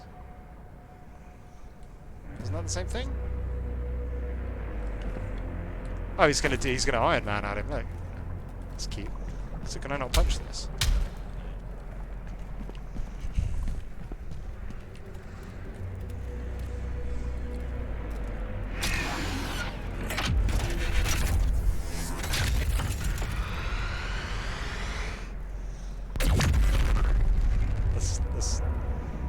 That's cute, Mimi. I like that. I want more. That's one of those punchable bricks. But it doesn't look punchable. What is it there? Oh, it's a secret punchable brick. Ah. Oh, I'm the master of observation, it turns out. Is that okay, secret design? I'm not sure. Like, ooh, soundtrack CD, nice. So the point of that secret is that, like, it's missing the icon that tells you to punch it, and I don't know if that's good or bad. I'm really unsure. Like, it's a good way to build. It's a good way to hide something, but it kind of also feels a little bit like cheating because it's just taking away.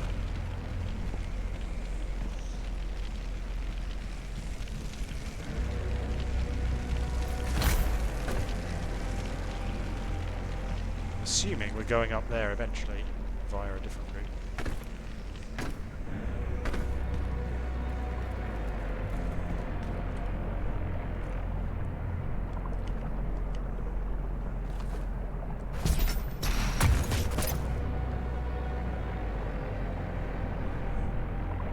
I like those magma walls. I don't know. It's a fairly standard piece of game architecture now, but I think we've done a nice job of it. That looks too far away.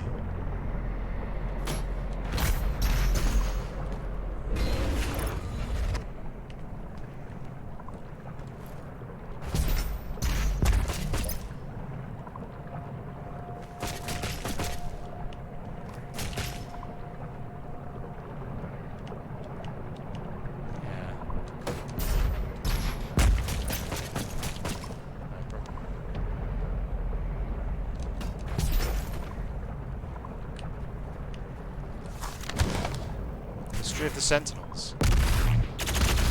So I mean, there's a point about game storytelling now, right? Which is that it's in a lore book, right? And you can say, oh, you don't understand the setting, you should have read the lore book. But I don't want to read the lore book. It's not that kind of game. It's a game about punching demons and running around and having fun. It's not a game about sitting and reading lore books. Even Oblivion and Skyrim, I will read the lore books later on my phone by reading them from the wiki because they just break up the gameplay.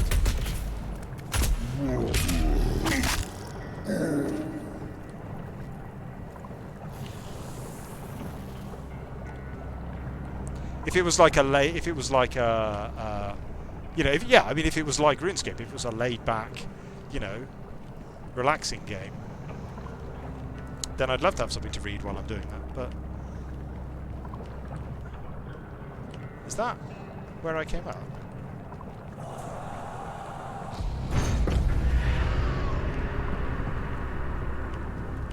Confused now. Is that? Do you think that's a secret one there, or is that where I came from?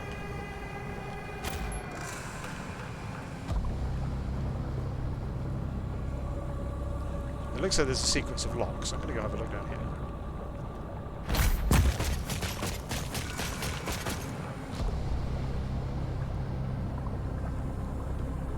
That looks like one of the locks I'm supposed to... Oh, what the hell?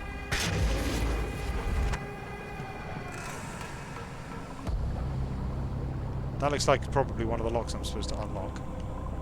Which means I've probably just come down here for no reason.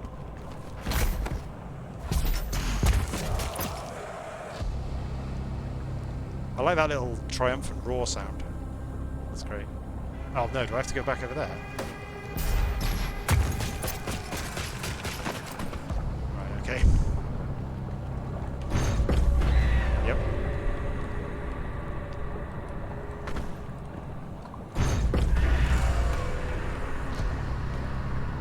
So there must be a secret behind that.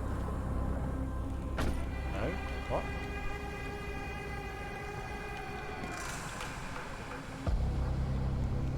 Okay, how do I get back up from here? Is that secret?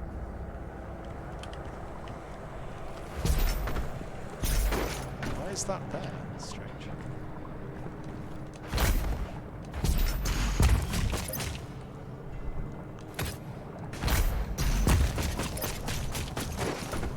Oh, punch the wall. Oh, did it look like a destroyable wall? Damn, sorry, I didn't read the thing. Yeah, it does, doesn't it? Yeah, well spotted.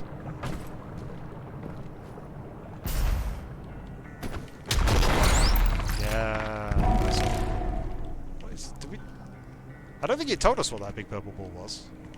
Did it? I don't remember.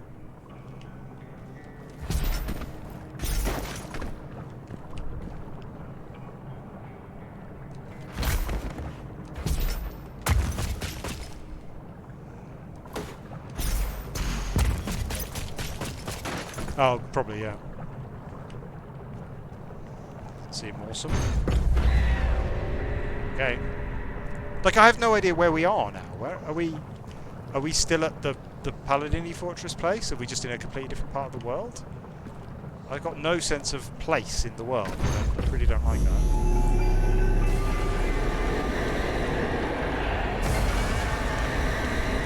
Like, games are about physically... Well, this kind of game is about walking from one place to another. And I want to know where I am and where I'm going and how to get there and what's in the way, you know. This... Okay, so that's very similar to the tableau when we went to the other place. Oh, I wish I had my sniper rifle there.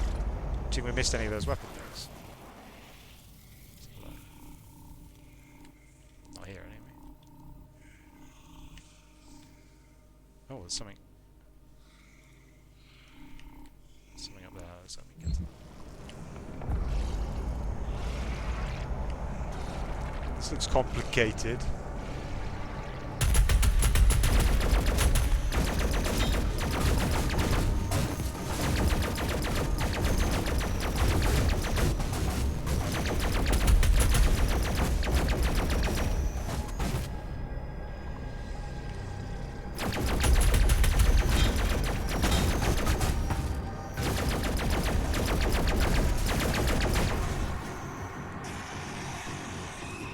What do you mean by Strand type of game?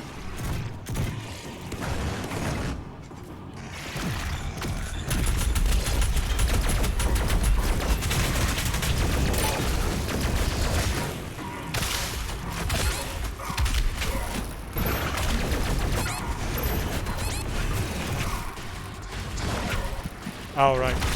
I'm following any Death Stranding news. Oh god, oh god, oh no, no, no! Oh no, no, no!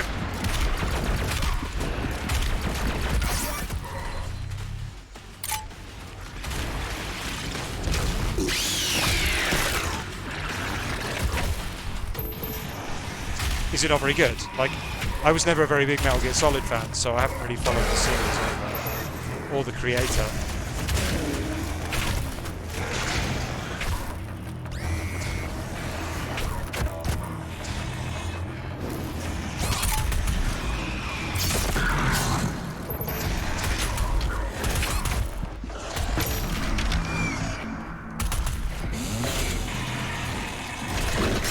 Ah! Missiles incoming.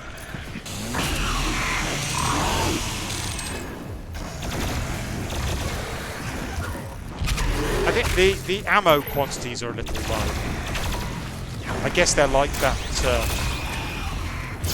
encourage you to use the chainsaw, but I'd rather be able to... Ow! Oh.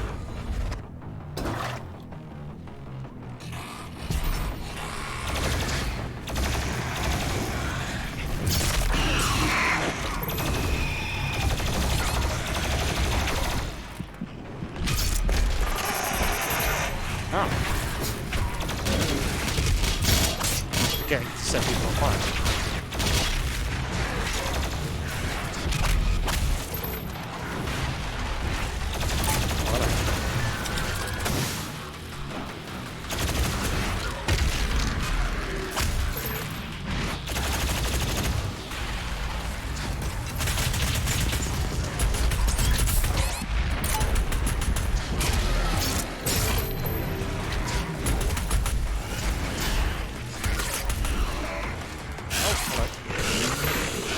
Ah!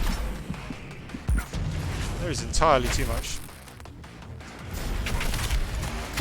lava to fall into for such a convoluted backwards facing fight.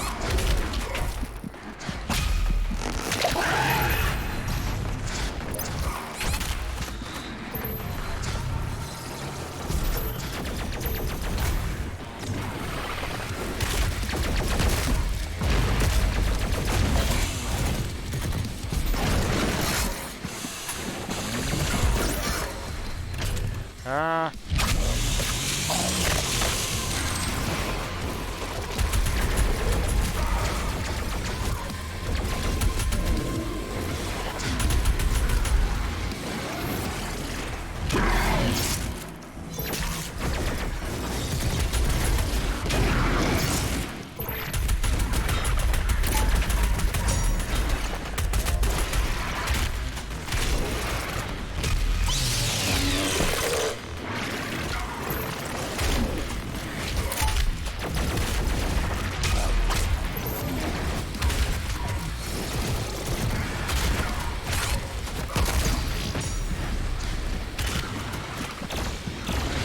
No.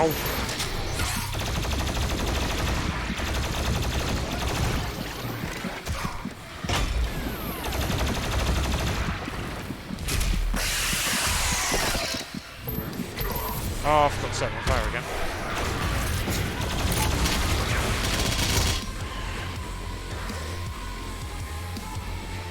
I don't know, that kind of feels a bit like a chore, like every time you do an execute you should set them on fire first.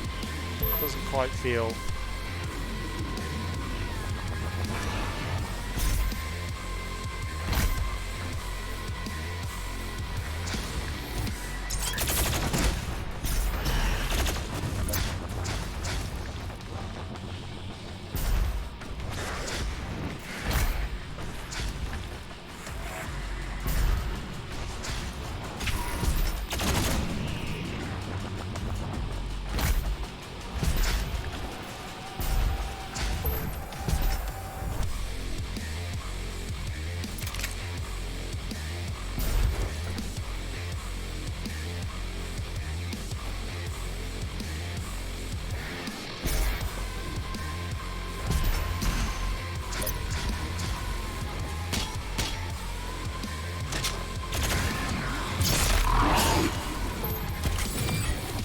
Yeah, this is great, isn't it? It's a great soundtrack.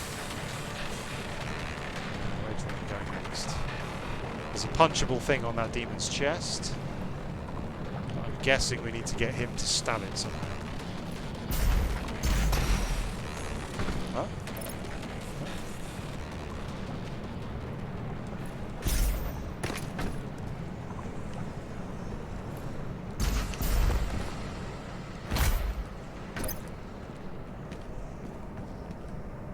Oh, it's not where I'm supposed to go.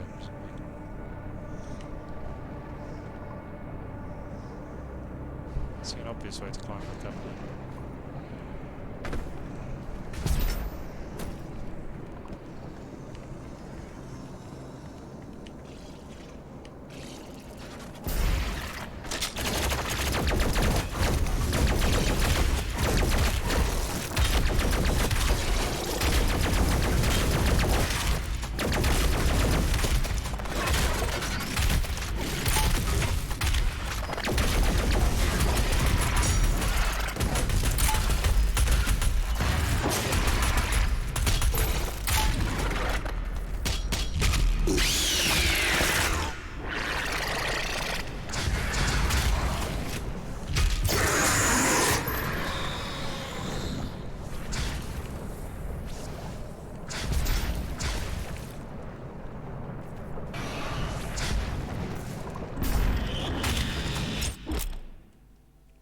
Grab a dash refill to completely refill the... oh dear.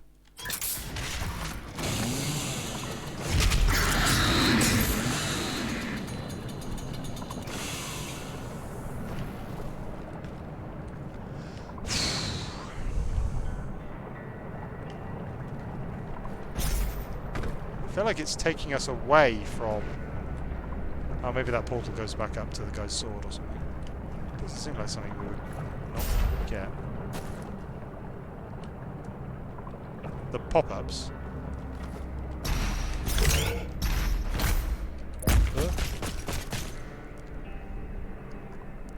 I'm not a huge fan of having to press a button to grab onto walls.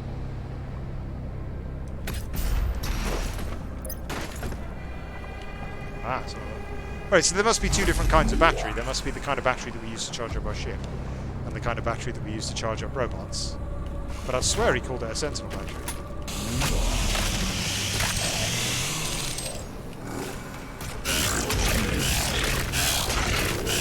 Oh, he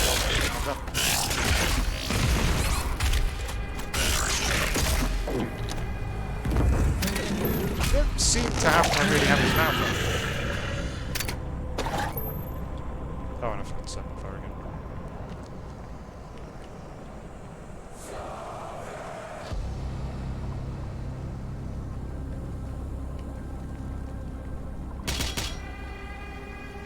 I like that. Random yell.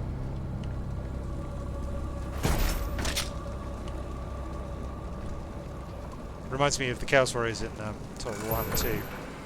Total War 1 and 2. Total Warhammer's much faster to say. They should have called it that. Well, that sounds a little bit like a teen magazine.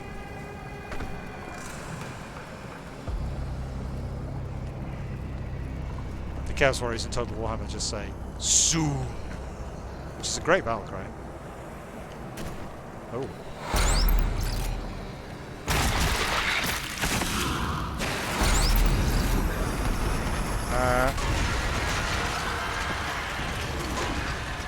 I remember the archaeology being good. I don't remember what the. Oh, right. Well, yeah. I mean, that was quite the accomplishment. Don't really know what happened there, but I guess I won.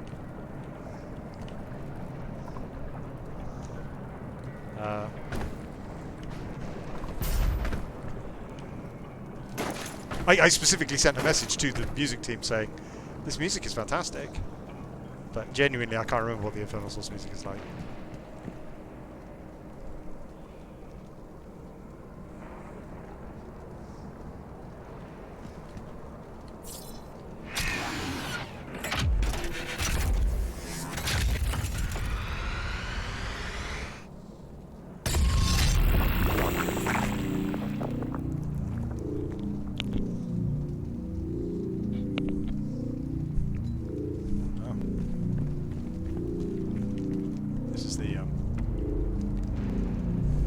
See, it's going for grim and gruesome, right? Again, I'm just completely unfazed by this. It's like, yeah, whatever.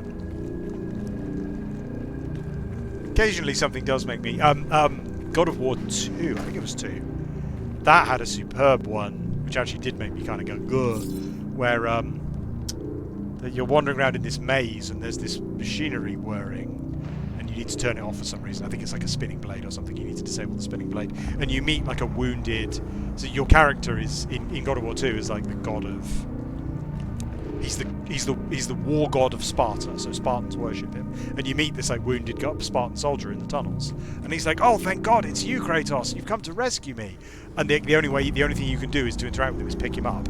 So you pick him up and you wander around with him, and then the only place you can put him that does anything is into the machine, where he just clogs up the gears and screams and dies. And the combination of murdering him and it making it clear that he's your friend, and that he's like hopefully worshipping you in order to be rescued from this awful situation, that got a reaction out of me. I was like, "Oh God, that's horrible." But yeah, walking around in demon guts. Wait, is this the same demon? I wasn't paying attention. Is this demon like built like a worm? Has he got like a...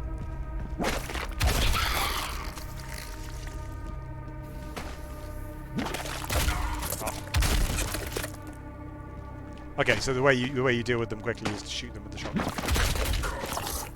It helps if you hit.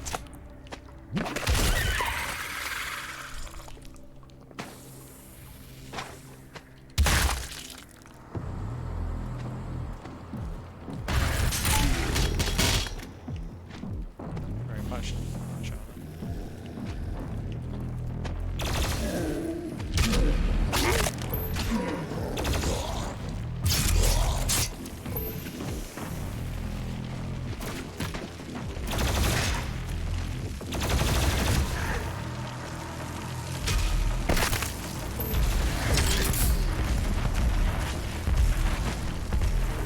Oh, this looks like a very, very sad environment.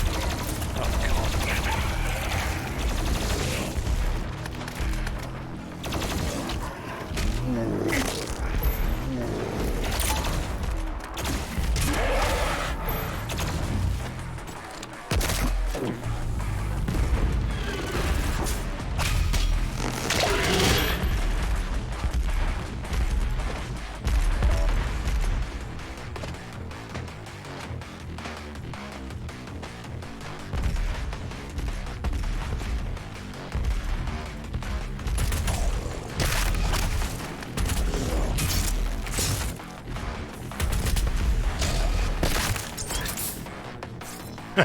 Oh, the artists love it though, right? Like, they draw this kind of stuff for fun, I reckon. Well, it depends on the artist, obviously, but the kind of artist who's going to work as a concept artist for Doom.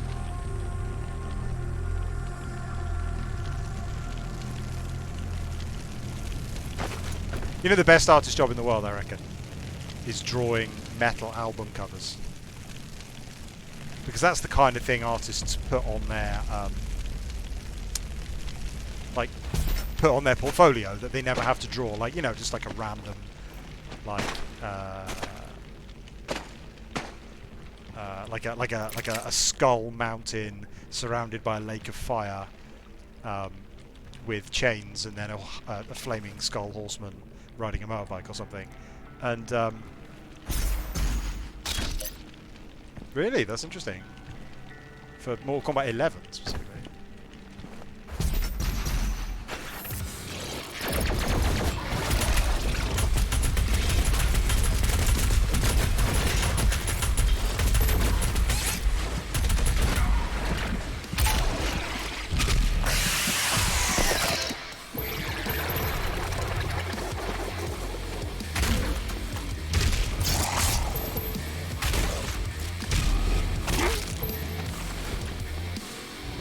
Yeah, I don't think I've played a Mortal Kombat since the original.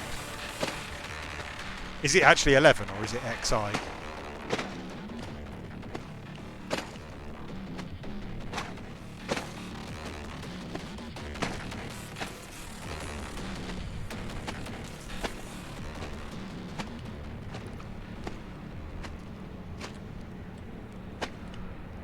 And this is the stuff that this is like genuinely that is Holocaust imagery, right? Like it's also kind of like 17th century depiction of hell imagery. So, you know, it's not without cause, but it is sort of. Oh, speaking of which, what's the one I'm thinking of? Spec Ops: The Line. That got a reaction out of me. There's a memorable part in Spec Ops: The Line where you bombard an enemy fortification with phosphorus rounds from your mortar. And the game tries a lot to horrify you, but that's really the only time when it really got to me. Hello.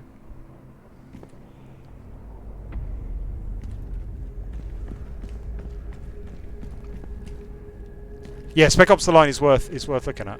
I kind of feel like I want to live stream all these games I'm always telling people about. I'm like, oh, it's fine, I'll live stream it, but they're quite long, right?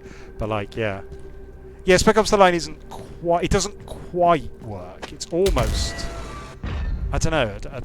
It feels mean to criticize it, but like, you can see what it's trying to do, and it doesn't entirely accomplish it, but it mostly does. It's kind of like a Heart of Darkness sort of story.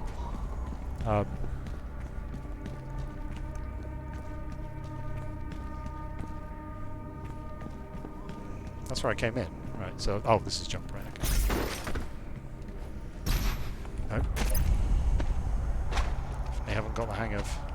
You know, I miss the original Tomb Raider, where you could tell how far a jump was because everything was on the exact grid system. So you knew the exact type of jump you had to do in order to get over them.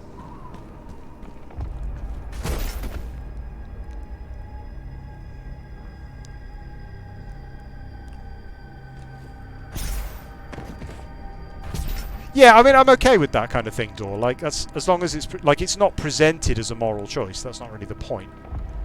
I mind. So that really ruined BioShock for me because I felt like BioShock fundamentally didn't understand its own, like the philosophy that it was trying to communicate. It didn't work. It was making fun of linear games, and I've done that myself. Like, I've written games that sort of tried to make fun of the fact that they were linear by having the character be unable to refuse orders in the story and stuff, right? And that was the premise of BioShock. But then, like, halfway through the game, you stop having to take orders, and the game doesn't change at all. So it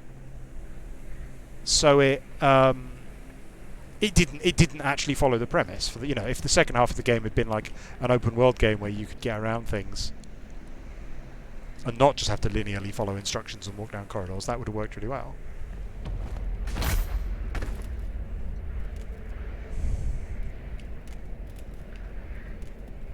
Okay, there's a jump thing I've got to do there. Let's put this in first.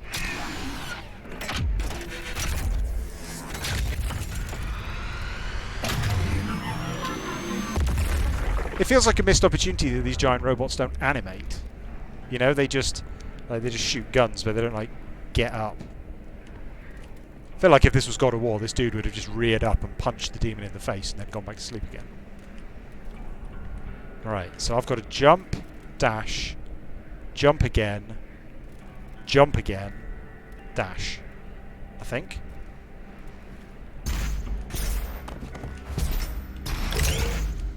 Oh! Oh, goddamn. That's a long run back. Oh, why is this? Why is this in the game? Why? Why do you do this to me?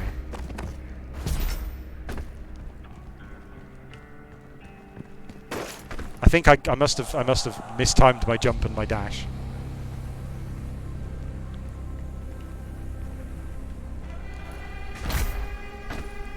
Okay, let's try again. So jump, dash, jump.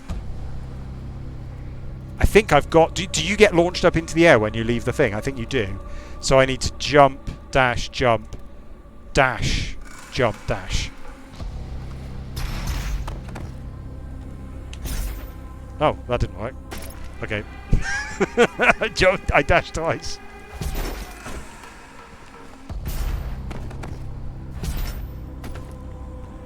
I don't know. I'm okay with this. I'm okay with this kind of gameplay existing. I'm not sure I want it in my fast-paced shooter. My dirty gaming secret is that I absolutely cannot stand platforming games.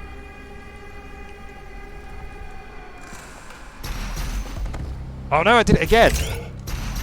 Oh! Whew!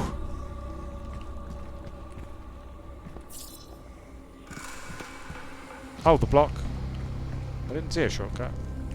No, because I moved that block already to get it into that position.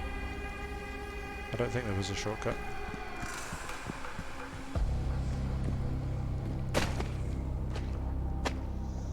Am I inside the demon again? Did I take damage there? I'm not sure. I think I might have killed it before I took damage. Whoa, right, okay, here we go. This is definitely what we want. My favourite unlock in any game is you suck stuff in. Because I like picking up everything, but I don't like walking up to it. That should help with glory kills on Cacodemons as well, because it means I still get the health drops if they're over something, well, hopefully.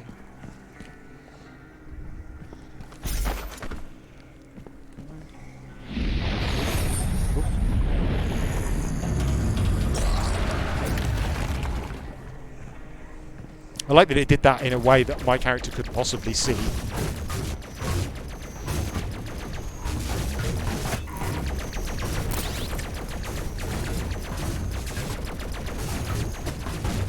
punchable wall?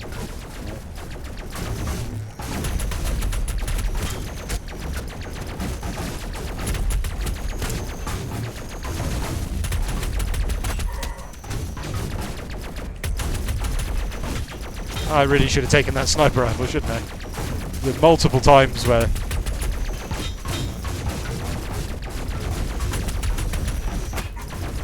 don't think the missile launcher's really been useful at all.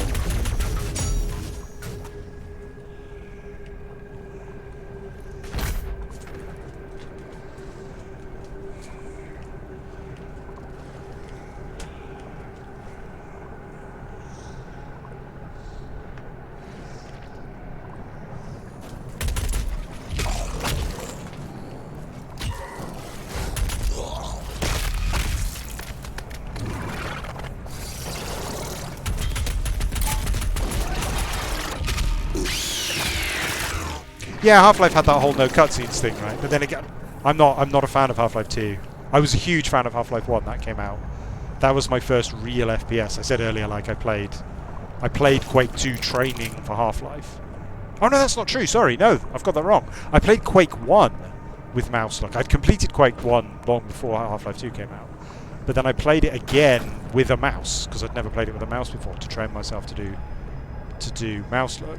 And then I played Half-Life 1, and then I played Quake 2. And Quake 2, if I played them in the other order, I would have thought Quake 2 was brilliant. But imagine playing, I don't know, I guess you're probably too young to have played, you guys are probably too young to have played Half-Life when it came out, but Half-Life 1 was an extraordinary game. And Quake 2 was kind of of the previous generation of games, if that makes sense. So Half-Life 2 just kind of blew it out of the water. So playing Quake 2 after was not anywhere near as impressive an experience as it would have been. Can't think of a modern example. Like playing any pre-Super Mario World platformer before Super Mario. No, not Super. What I mean, Super Mario Sunshine, I think, was considered amazing redefinition. Well, are you, Dai, old enough to have played Half-Life 1 on launch?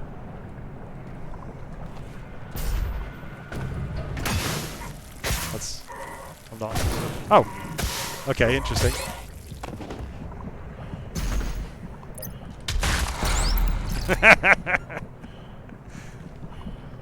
See, I thought that. It's just interesting because my oh, they've got little faces on them. It's interesting because my sort of touch point, my touch point gaming references are all different, but it's okay because Gen X are in control of basically every industry now.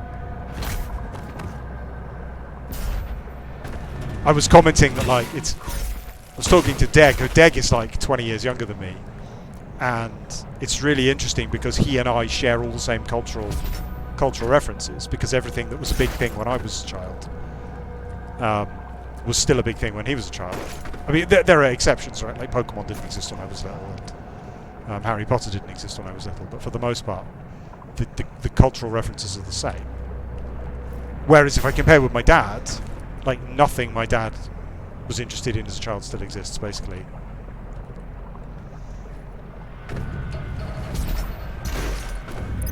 Oh god.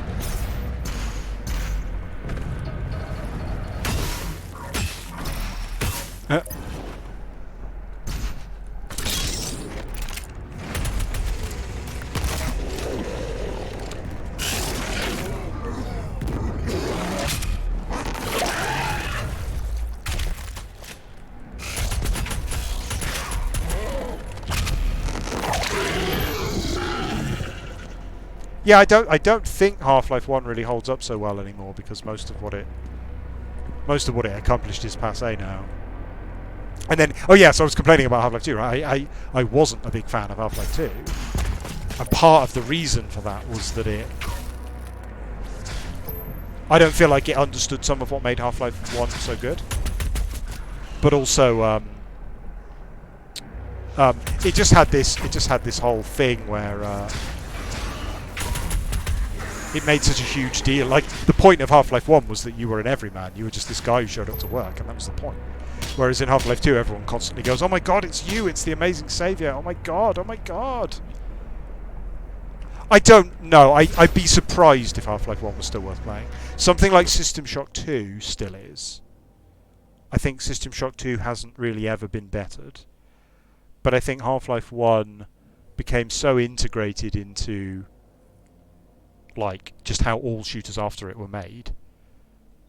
Slayer gates are optional intense encounters. Ammo and extra lives spent in a Slayer gate will not be restored afterwards.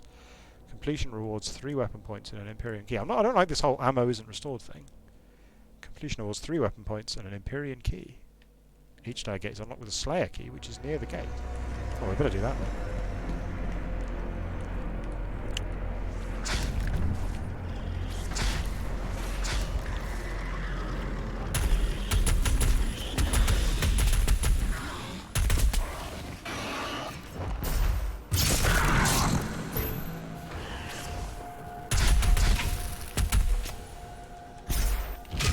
That's why we take the ranged glory kill, so that we can use it to navigate. Where do you think that key is then?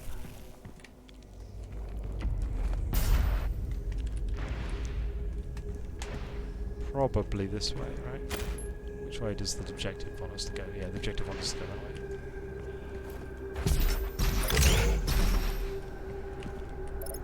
way. Looks like a Slayer key.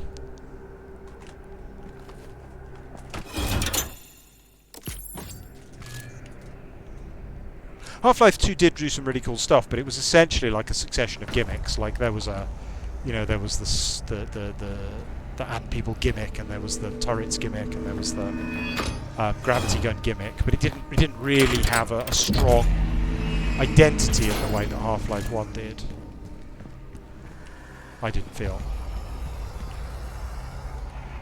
And the fact that its story didn't finish is just for me like such a sin, you know.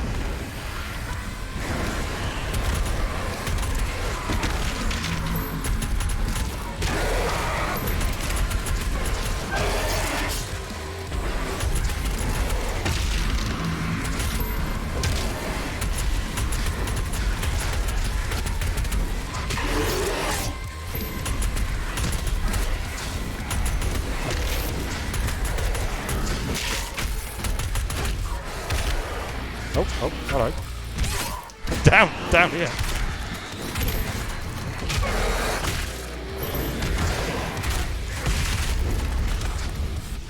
That was intentional shooting my barrel, believe it or not.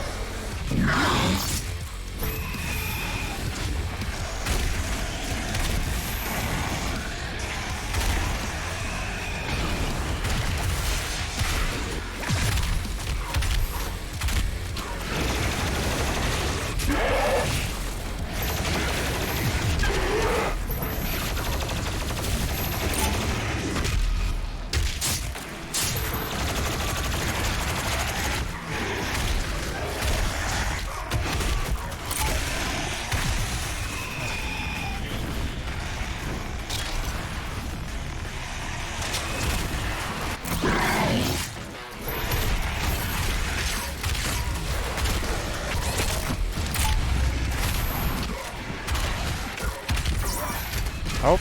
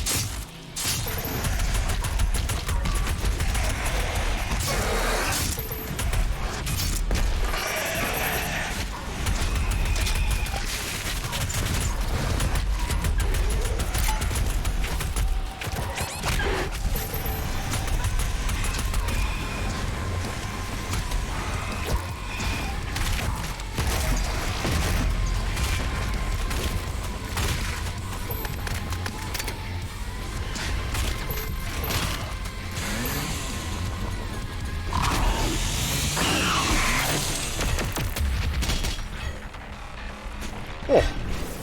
Okay, that was the game at its best, definitely.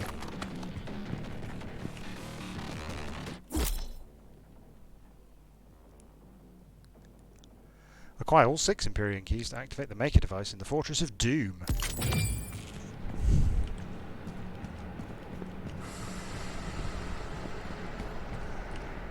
Okay. Like that's optional content, right? But that's like the best thing that's happened in the game so far. It's very odd. Not sure why that's optional. Oh, that's interesting. Let's go the top way first.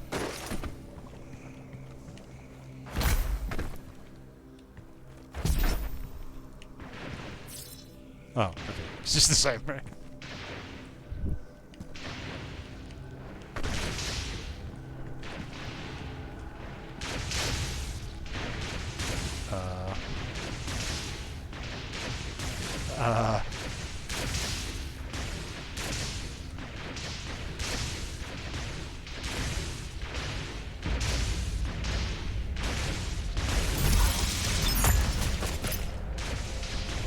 Nailed it. The Betrayer's life signal is nearby. Cool. There's a style of storytelling I much prefer to know what's happening before I do it. Like, there's a mystery as to who the betrayer is, right? And that can be good, but I'd like some build-up on like who it is and why I should care and why I hate them so much. I mean, they are called the Betrayer, so presumably my relationship with them isn't particularly strong. But that looks... Did I miss that? I don't see how I could have got there. Or is that... Oh, was that from the other... Think we can get there? No, there's no way through there, is there?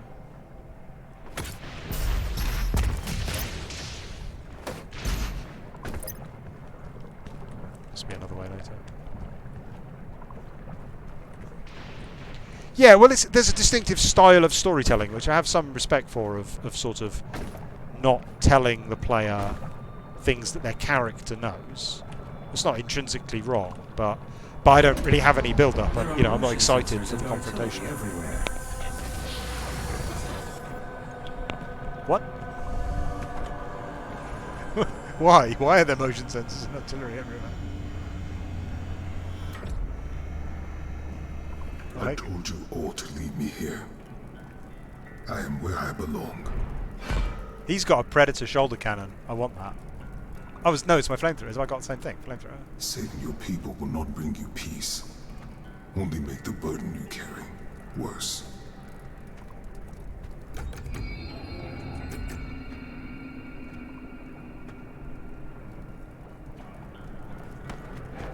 And now you seek to defy the Khan Maker herself. It is your people's time now to give penance, just as it was mine. Hear me, Slayer. When his heart is laid to rest, then his soul will be at peace. And so will mine.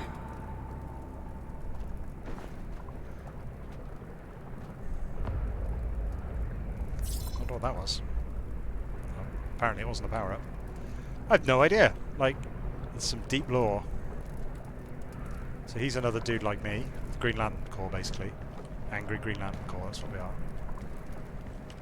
Those guns aren't following me, so they're his guns? Doesn't really matter. He's got lots of very ornate barrels. I feel like it's detracting a little bit, honestly. There's a briefcase. Why is there a briefcase? I quite like how incongruous that is. It's axe and briefcase. Axe and sword and briefcase, love it. I feel like this is detracting a little bit from the basic story of there's a man who's really angry and hates demons and is killing them. And now it's introducing all this lore to make it more complicated.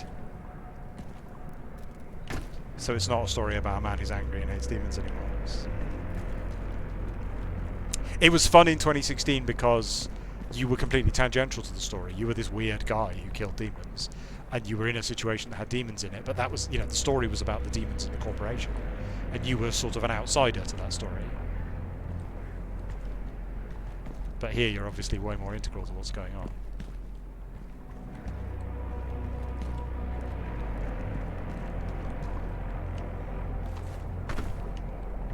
I'm sure that this law book will explain everything. The Betrayer.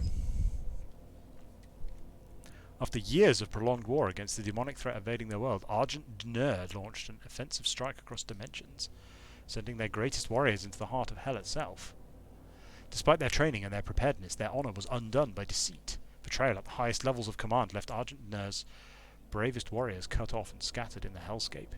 But of those last remaining Night Sentinels, only one remained in hell by choice. Betrayer of the Argenta, it was Commander Valen who relinquished the keys to the elemental sepulchre in return for his son's resurrection. Haunted by demonic visions, the image of his son's tortured existence plagued him without relent, the whispers of demons pushing him toward madness. In a moment of weakness, he fell prey to the demon's trickery, sealing the fate of Argent D'Nur, and dooming the kingdom to which he swore a lifelong oath to protect. Valen chose exile in the hellscape for his sacrilege. So we're in hell? Is that what I'm picking up from that? He's here, so therefore we're in hell? Maybe? I don't know.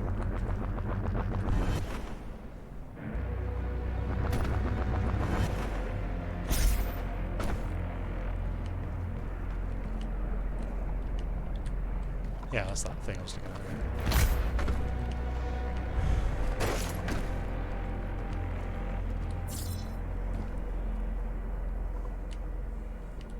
Like, I think, like, it's okay if they're setting up, like, a complicated political hierarchy so that he can just ignore it.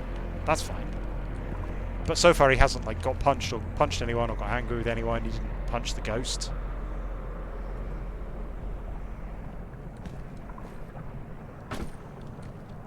Yeah, that's the thing, right? Like, I mean, obviously I've got no objection to law books as a concept, but they should add background detail. I should know who he is. I should know why he matters.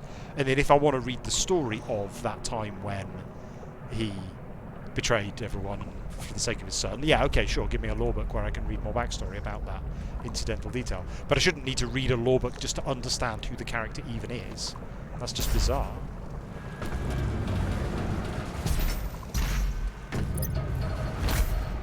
The extraction point has been identified. I will mark its location on your HUD. There's also nothing wrong with, like, you know, maybe the story can be a bit deeper than what is being presented to me in the game. That's also fine. But in that case, don't like taunt me with these sort of meaningless bits of plot that don't make any sense, unless I go then read the law book.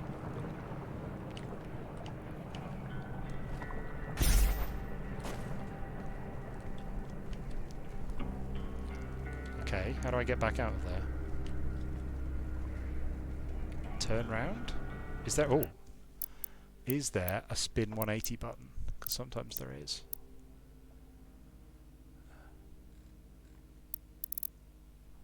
Customize demon bindings. Oh, right. I thought that was a spoiler, but no, that's for the... I think that's for the multiplayer.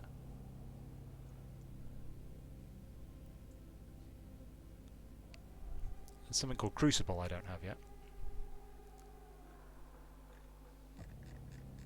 No, there's no 180 spin, okay.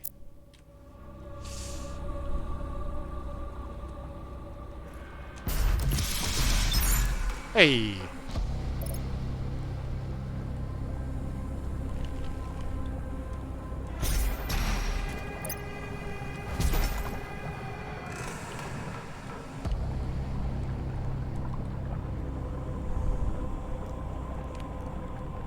I learn a lot about the kind of things I say doing this. I say bum a lot. I make fun of my wife because she says fudge around the children. Oh! But I didn't realise how much I say bum. I don't think I'm sort of trying to PG-13 myself.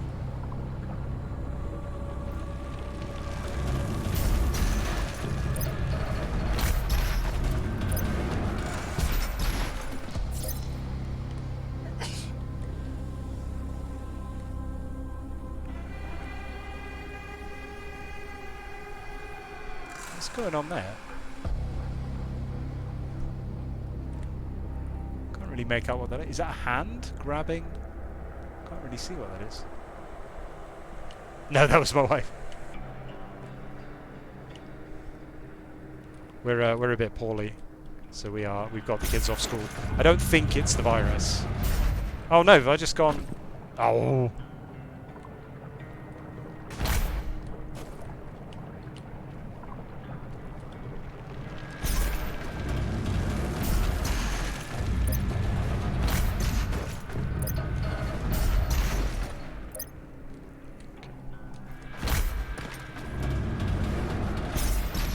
Kept the kids. Oh, nuts!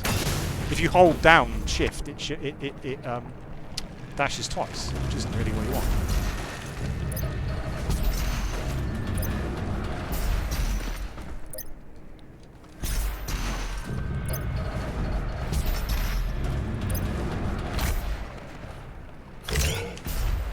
Ah! What the hell? Wait, it put me back here? God damn. What am I supposed to do there? Jump. I guess dash? Why is there a dash refresh there and not there? That's where I want it. Why is it there?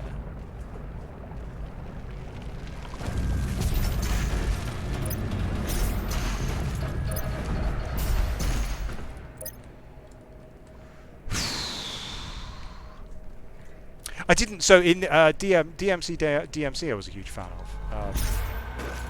Really enjoyed that. I don't like any of the other Devil May Cry games.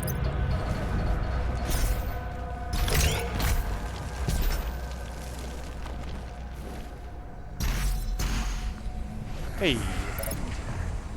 And that had really rewarding, like, challenging platform sections because you had a bunch of interesting abilities to use. I should get my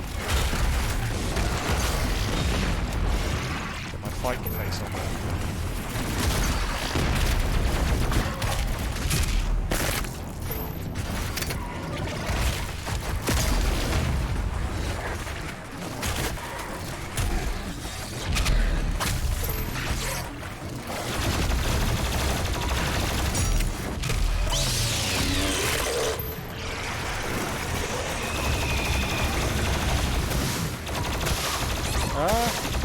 Oh, what the hell? Am I standing in lava? Is that... Yes, I was.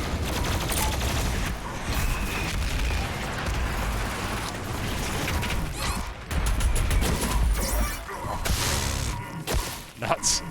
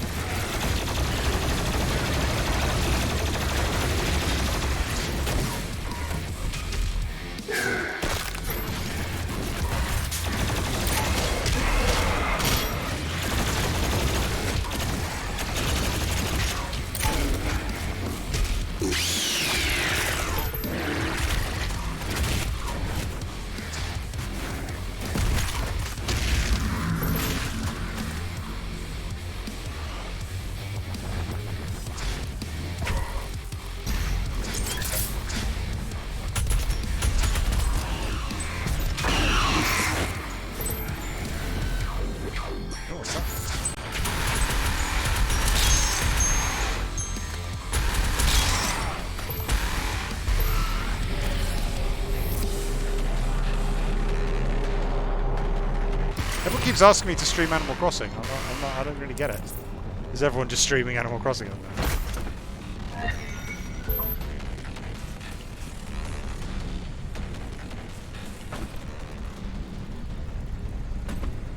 How many Animal Crossings have there been? I played the first Animal Crossing when that came out. Well, not when it came out, a while after. A friend of mine had it on. Was it on the GameCube? That probably wasn't the first one now. There's probably one on the NES that I don't know about, but whatever. I played the one that I think was on the GameCube.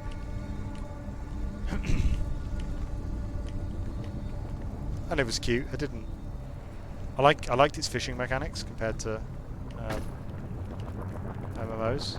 I did like Pokemon WoW. I like RuneScape's fishing mechanic is pretty good in a sense of what it's trying to accomplish.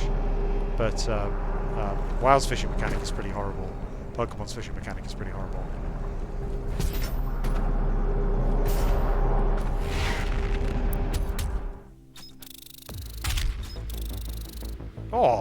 Oh, 14 of 15.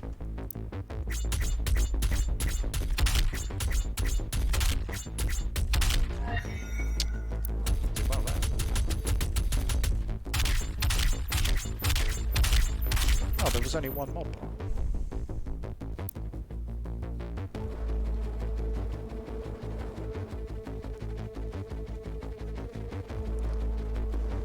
It's just to do with the timing, like what do you have to wait for, what do you have to respond to, how long do you have to respond to it, that kind of thing. Well, apparently rewards aren't working. I guess that's some online feature that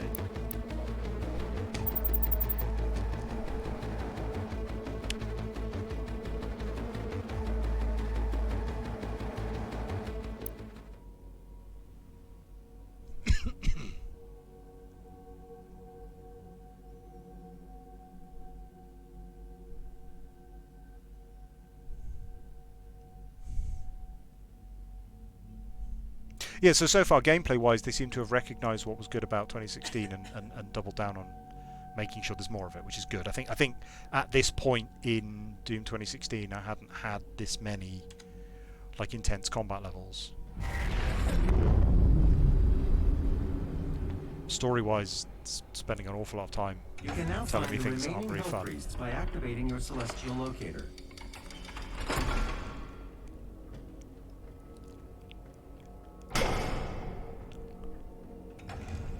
The second Hell Priest is located in the northern region of Earth. I will calibrate the portal now. has several areas locked off due to power constraints. Once power has been restored, you will be able to access the entire ship.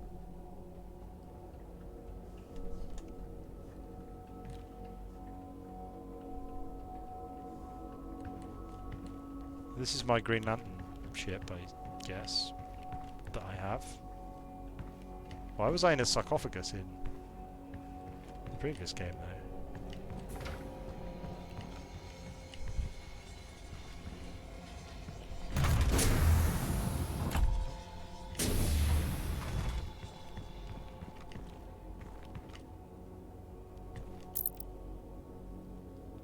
At Doom's Gate, Robert Prince.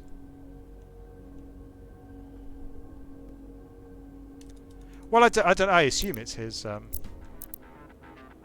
right, okay. There we go. Soundtrack CD. There you go.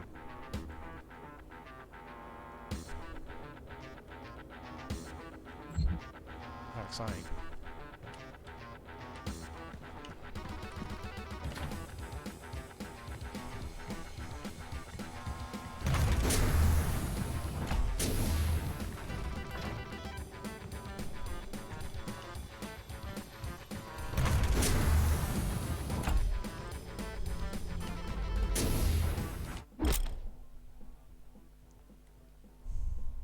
Yeah, they are called Sentinel batteries.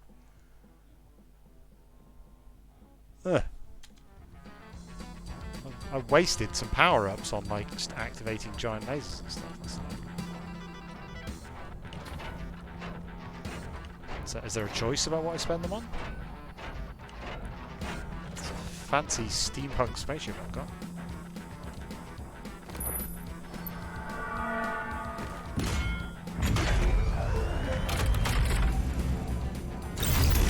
Sentinel energy levels rising, re-establishing power to core and supplementary systems. Acquire the ice bomb. No, I don't have that collectible. Oh, there's a whole cathedral down here. What is going on?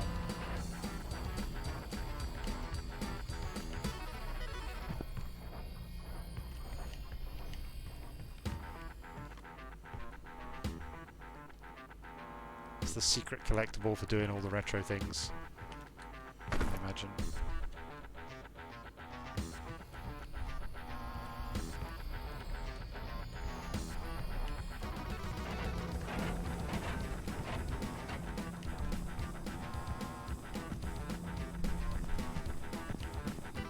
Does that open the other gates then?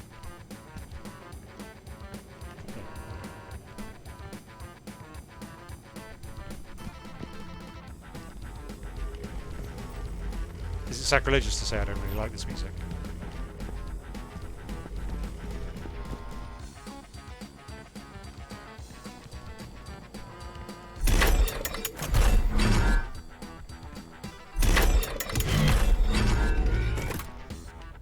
Wait, what? Oh, okay. It's fine, it's got naves. This is, whatever this is. Ancillary places. Oh, that looks like the 2016 armor. Is it? I think so.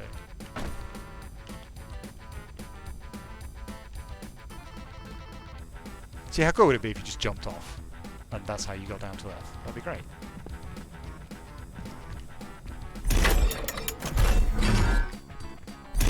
There's a missing aesthetic here of absolutely not giving a fuck, right?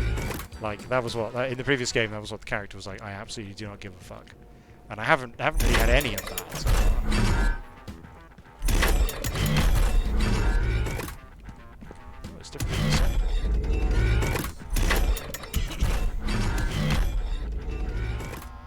Wait, what?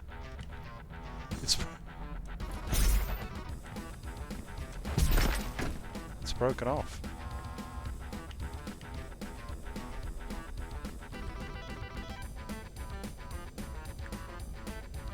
That's like the Predator. That's like the Barrows version.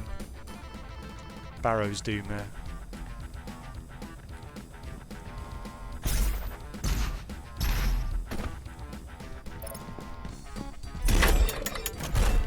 The Collectibles, I guess, just get placed randomly around the place.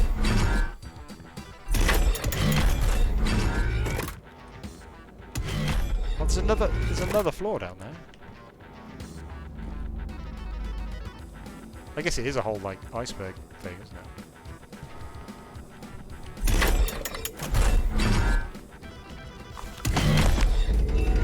The Fortress of Doom. Command station used by the Sentinels. Built during the reign of King Danak. It's Argentine design, but Maquia origin. Design collaboration between the two species. Ah.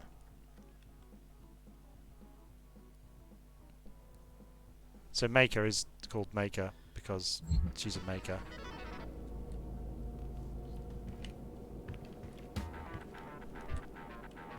Guns I can't take? Oh. Oh, I see, these are the guns I have. Right, okay. That makes sense. Okay, so this is like his room where he lives. Yep. Cute.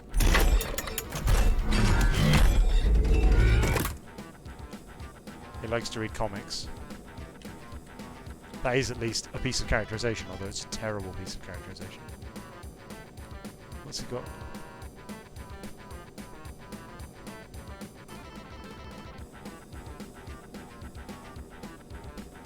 These are all references to other games. My Buddy Superfly, I don't get that one. Dork Norkum. Devilish Daggers, what's that? Is that Assassin's Creed? Leandri. I recognise that. What is that? Von Braun is System Shock 2. Mesa Science Monthly is Half-Life 2. UNATCO is Deus Ex. Spear of Destiny is presumably the Spear of Destiny. Living with Rage. Uncommon Emotions in the Apocalyptic Wasteland. Is that Fallout? Living with Rage doesn't sound like Fallout. The Strog is Quake 2. Retcon, The Life and Times of Flynn Taggart. I recognise that name. What's that? Oh, okay, it's Rage, right? Yeah, sure, that makes sense. Flynn Taggart, I recognise the name, but I don't know. And Dope, from Nopefish to Dopefish. Tatenga, Cooking with Hell's Kitchen, Thy Flesh Consumed. To Pray or Not to Pray. That was Pray, I guess. Vault Dweller Survival Guide, yeah. How to Comb Your Moustache by Clifton M. Fishbash.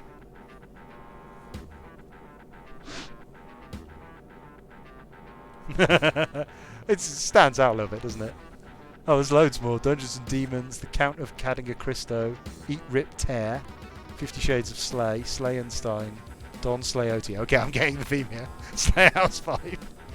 My Friend Daisy, The Ripping Tree, The Guts of Wrath, The Man in the High Argent Tower, How to Stop Worrying and Start Slaying, The Slayer's Tale, The Art of Rip and Tear, The Power of Positive Ripping and Tearing, The Very Hungry Cacodemon, Demon Farm, The Collars Left to Spend, An Inspirational Tale by Ugo Termin, The Great Gutsby, To Kill a Mocking Demon.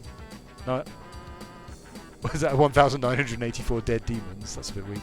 Green Eggs and Pentagram, The Caco in the Rye, The Picture of Dorian Slay, Atlas Ripped and Teared, How to Win Friends and Kill Demons. I feel like if they were all Slay puns, I would have enjoyed that more, because it would have just got silly. And down there he's got Doom, Doom 2, The Art of Doom, Quake 3 Arena, Quake, and another copy of Doom, but no copy of Quake 2. What? What the hell? What the hell? Oh, it doesn't animate. Look. Now you see, the Good Games Company, when it gives you a miniature pet version of a monster, animates it. I'm just saying, they animate it. And his collection of guitars. That's really dumb. I kind of like it. A PC for playing Doom on. Doom Eternal on tape. Is there a there's a thing, isn't there, like about getting Doom to run on just about any electronic device? I wonder if there's a reference to that in here. There's bits of spare armor.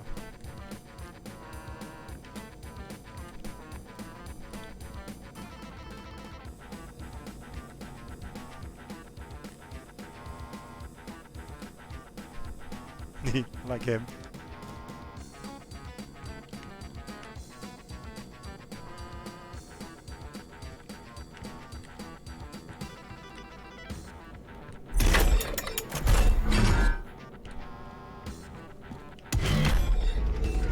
It's fun, although I'll say it's a little, what's the right word? Unimmersive. Can I get down here? Oh. Oh, he's got his own robot. Oh, that is what we call Schrodinger's giant mech suit. Not Schrodinger's, what am I talking about? Chekhov's giant mech suit. That is, if that mech suit does not come into play, that'll be very disappointing. Ah, there's the Theo armor. Activate full Theo mode.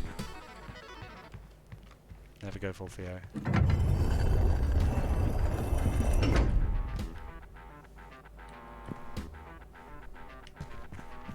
Yeah, Schrodinger's gun. Until you pull the trigger, you don't know if it's loaded. Yeah. And Theo's other armor. Why are there two of those? That suggests that's not an unlock.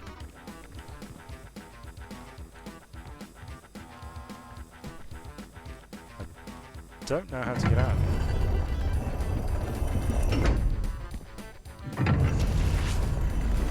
Oh. I guess I wasn't supposed to go that way.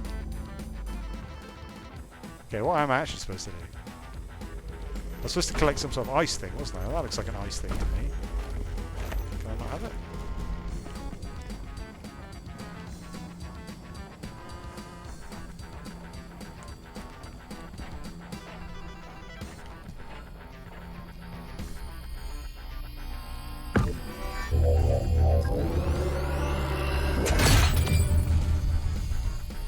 Oh. Okay.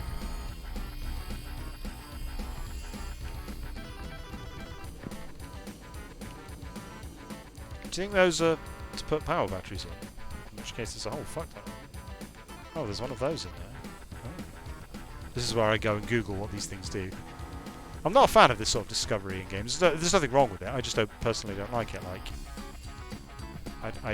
if I'm making a choice, I'd rather it was an informed choice. Like, what am I choosing between? I don't know what these things do. Maybe it'll tell me, in which case that's fine. But if it doesn't, and I'm just sort of blind choosing, then I'm going to Google it. Which often can be a bit frustrating because then I end up spoiling something, you know.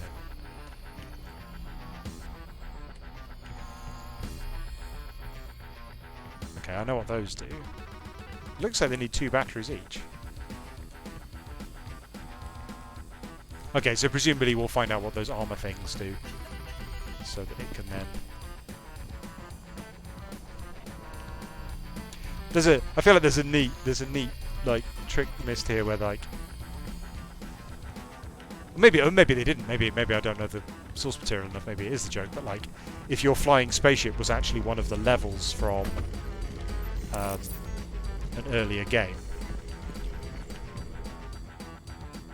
like if there's like a flying space cathedral in an earlier game, and now you're the one who's stolen the space cathedral and flown it around. Yeah, it's a little inconvenient as far as menus go, isn't it? Oh, it was all the way back here. Okay, fine. So we've accomplished nothing by wandering around that entire place. An ice bomb. Press left control to launch an ice bomb. Press G to swap with a frag grenade. That sounds useful. Ice bomb modification to your equipment launcher has been completed. Once fired, the bomb will douse nearby enemies in freezing gases. You'll have to manually toggle the launcher to fire either ice bombs or frag grenades. Is that his shoulder gun? Is his shoulder gun the grenade launcher? I think it is. Oh, also a flamethrower? Same thing? Alright, what am I supposed to do now? Take the lift down to the... What?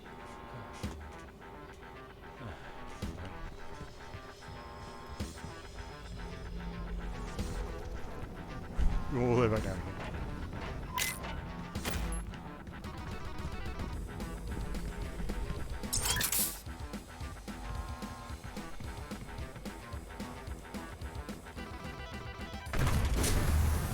Oh, there is some stairs. They're just over there.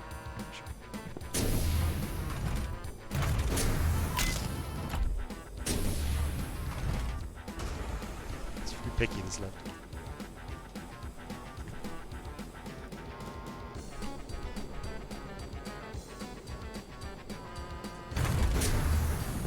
What was the game I played recently where the character should have been more...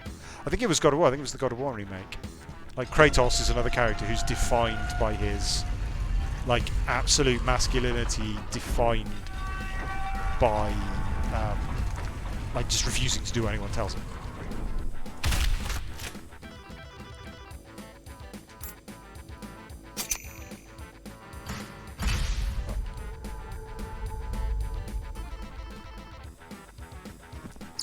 Should really turn the music off, shouldn't I?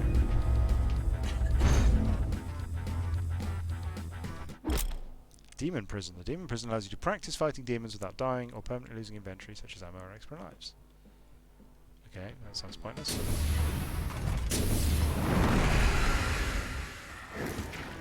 Do I need to actually do this, or can I just leave?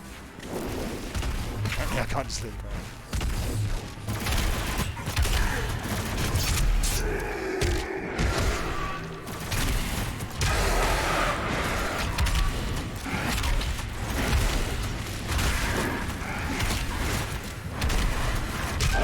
I don't think this is how prisons are supposed to work.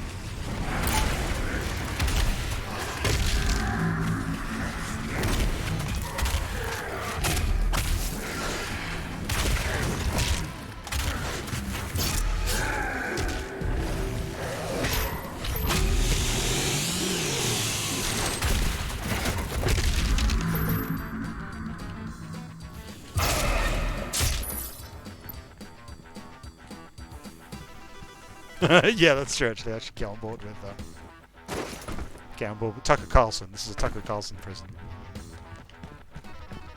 They're criminals, after all. Well, except they're not, though, are they? We've established that.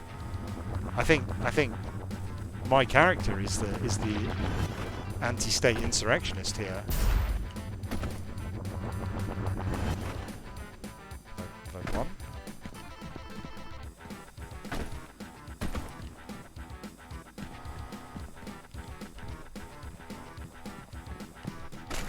I wonder if this is a reference to some other level.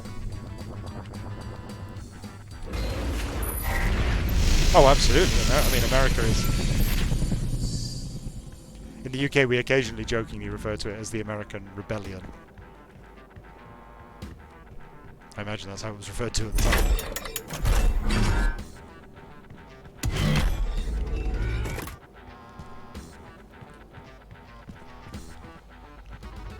So whatever this thing is, I'm not allowed to have it.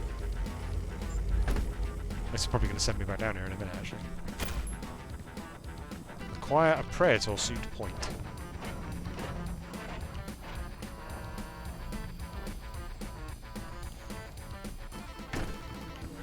Ah. Spend Praetor suit points to purchase Praetor suit perks. Now, I make fun of people for pronouncing Eon incorrectly, but actually I guess it should be Praetor, shouldn't it? But Praetor sounds stupid. Spend Praetor suit points... I'm going to say it now, see how I feel about it. Spend Praetor suit points to purchase Praetor suit perks. Praetor suit perks enhance your abilities or unlock new abilities. Okay, here we go again. That's neat that it was hiding these. That's an interesting... Like it didn't tell me that this was going to be a type of unlock until I unlocked it. This is the suit tab, blah blah blah. Right. Oh god, what?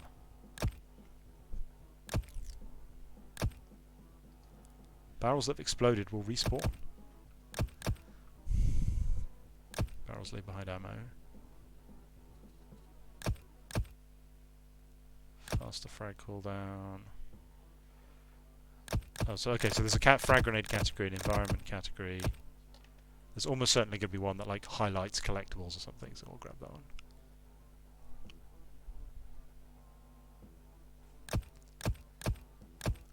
Ice bombs, faster ledge grab and monkey bars. That doesn't sound useful. Faster weapon switch. That maybe sounds useful. Dash refill and glory kills are not anywhere near good enough to make use of that. Reveals the auto-map station location on the auto-map. Yep, right, okay, I get it.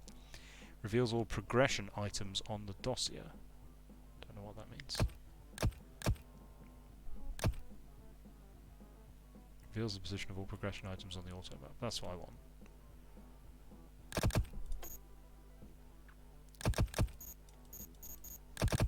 Okay, well, so do I want to save my point to get that? fine.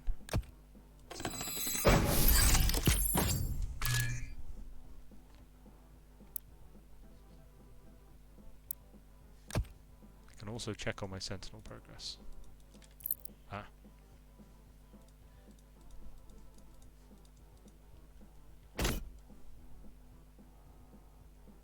No, you always have to get those ones first. Okay, so we're not going to get to our Theo armor. Sad times.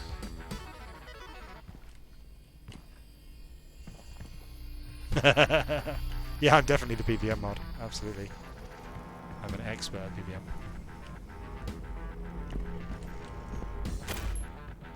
Should be glad to have me on Outer God Wars Dungeon.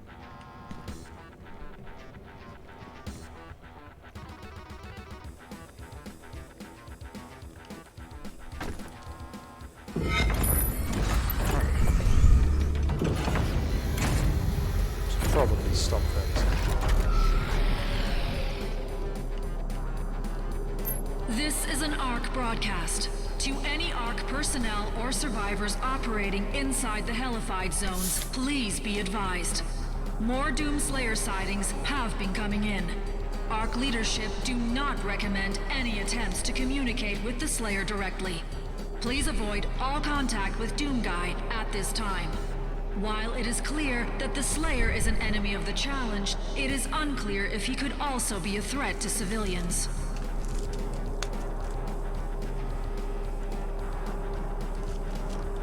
Yeah, they're trying to go for like a naff corporate speak, but it's not doing it for me. Oh god, I'm gonna go turn this music off just in case it lasts to the next level. Jesus.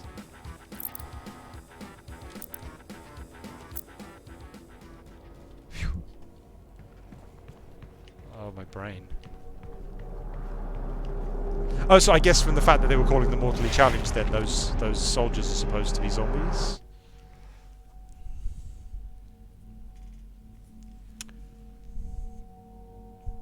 Dave Granak, leader of the USC division responsible for Earth's invasion. So now, so the USC are being run by... This just has no real connection to the plot of the previous game. Which... I don't know. I mean, it's not a huge problem, because the previous game wasn't really based on story, but it's a bit odd. Oh, mission challenges. Oh, I'm into mission challenges. Did we have these last time? I don't think we did. Oh, there are also weekly challenges.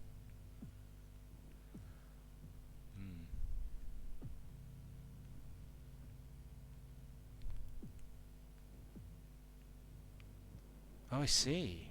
Oh, that's what the Barrel Blast thing was. It was a weekly challenge. This must be something to do with the multiplayer mode, or... We can pin challenges, right? So we're blood punching people, shooting barrels, specifically kill gargoyles with micro missiles, kill enemies by I don't know how to do that. Kill 30 enemies with the chainsaw, kill 5 Hell Knights with the plasma rifle. I mean, those seem quite specific. But my mission challenges are acquire a Sentinel Crystal. Okay, I want to do that anyway. Ignite 4 demons with a single blast of the Flame Belch and destroy a turret. Destroy a turret on an Erectron. Okay. Gonna spend the whole time trying to lure demons into groups of 4 then.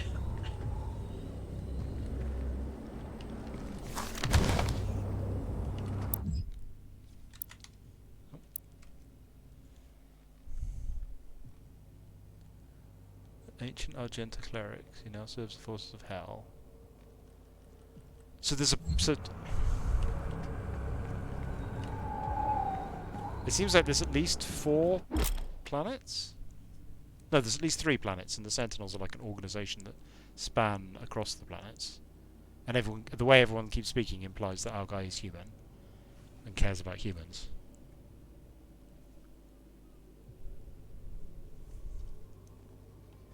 Completing 1 mission, Sentinel battery. Yeah, cool. We're going down there.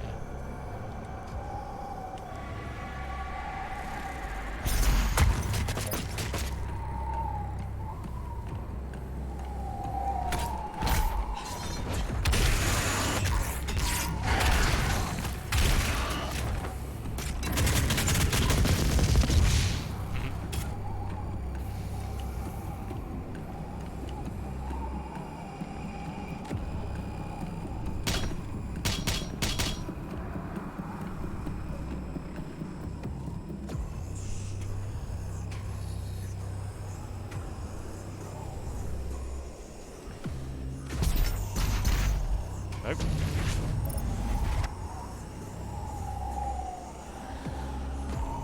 Yeah, I guess it doesn't matter really, that's the thing, right? Like...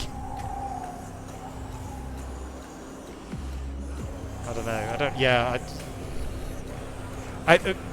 I used to have a rule, I think it probably still applies, which is that the quality of the story is like how good the story is divided by how much time it wastes telling you it.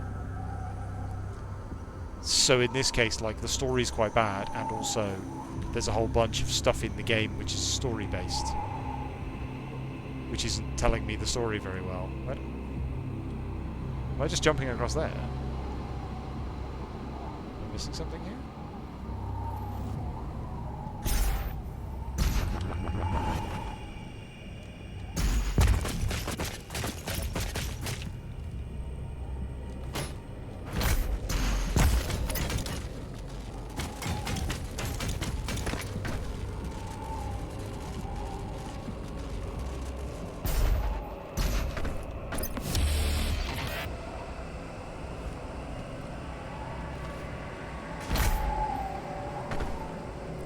So the absolute most criminal game of all time is like Gears of War, which wastes an enormous amount of time telling you about its terrible story. Like, it has this whole feature where your character like slows down to a walk so that they can communicate story to you, and I do not know why. Oh, okay. Apparently I was supposed to go that way.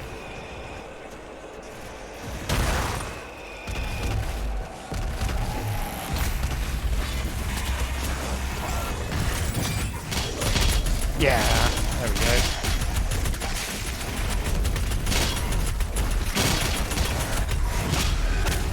Oh no, of course the zombies are zombies.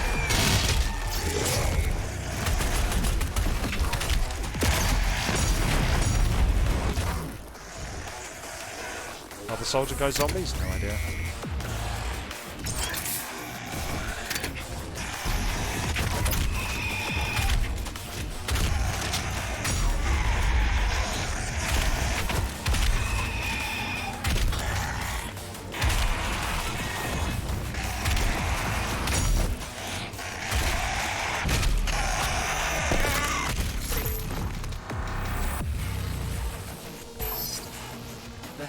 Is somewhere in this facility. I cannot pinpoint his exact location at this time. Oh, it's a spaceship, huh?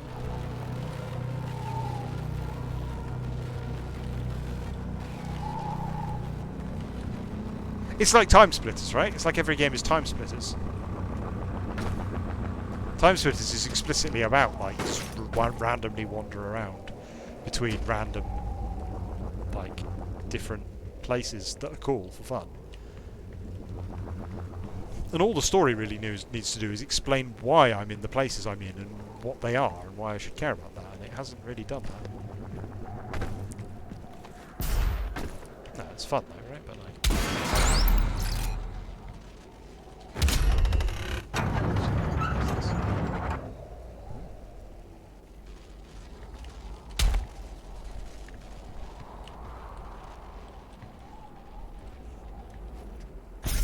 Yeah, I think Vega is the supercomputer from the first game, in which case I don't know why he's on my spaceship or what. Is that Dopefish?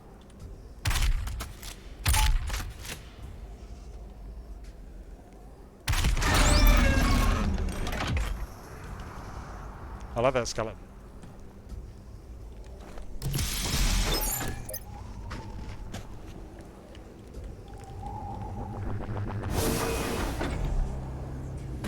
How did... That was weird. How did opening that help? I don't understand.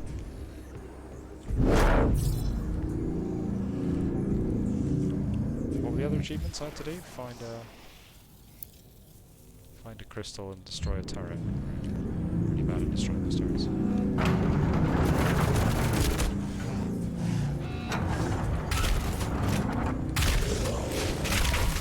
Kind of sparrows.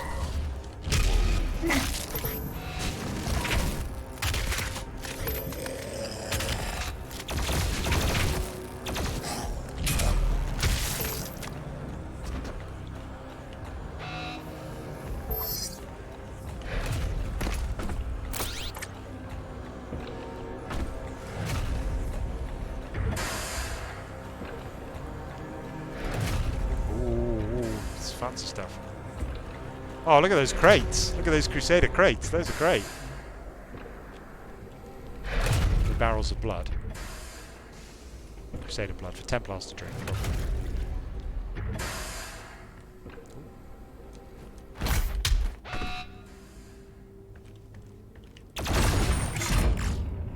Huh? Oh. Okay. So that's for killing enemies. Subtle. I wonder how I get through that.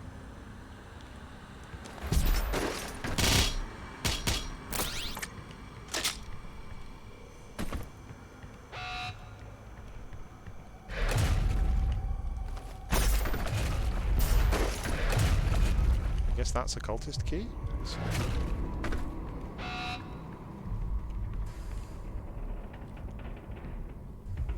Oh, yeah, Theo's never here at the right time.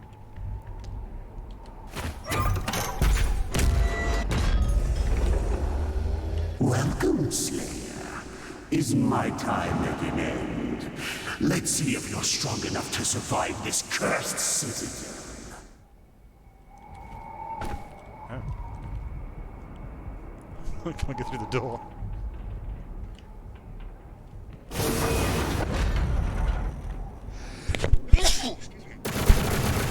Oh.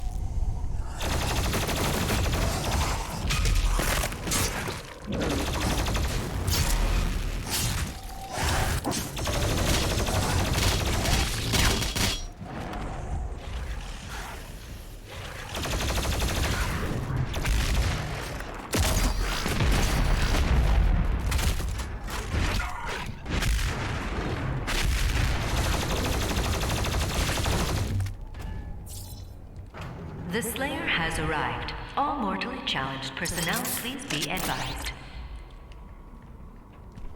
Okay, so that ARC news program was being written by the baddies?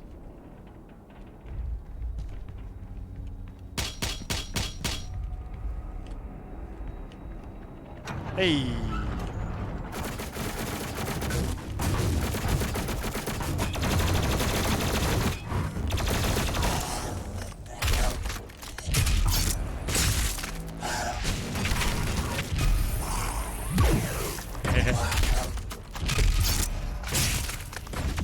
How's everyone seen the TikTok video of the little girl in the quarantine? It's just like 3 days of quarantine. It's a little girl crying. That's great.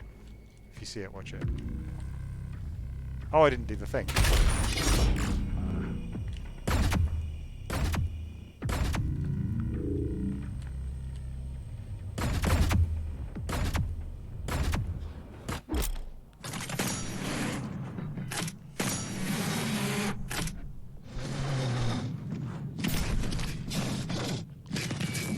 Okay.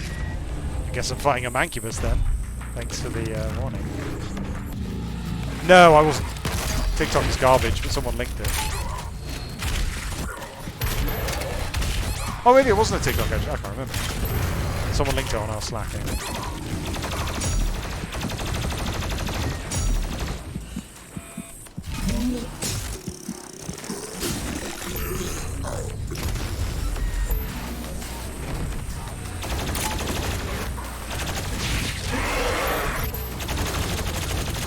Yeah, Mancubus, obviously.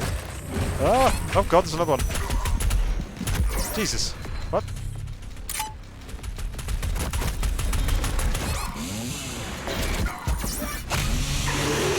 Another? What? Oh, shit.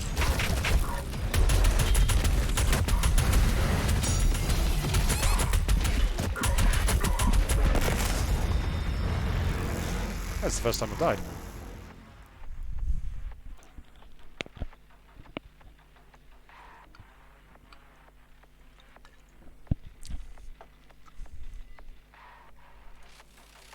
Sorry, I stopped for a drink. I should have loaded it first. Okay, let's try this again, shall we? Now, why did you see? It could have told me that when I died.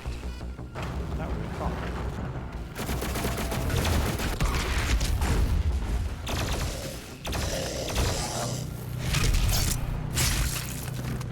Hey, CT.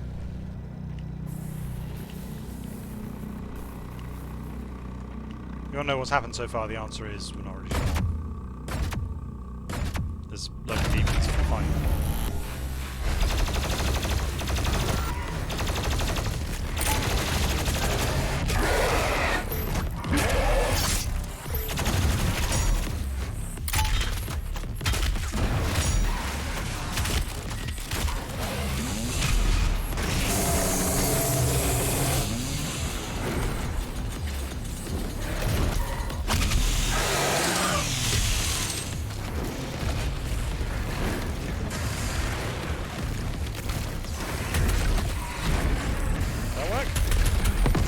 Yeah!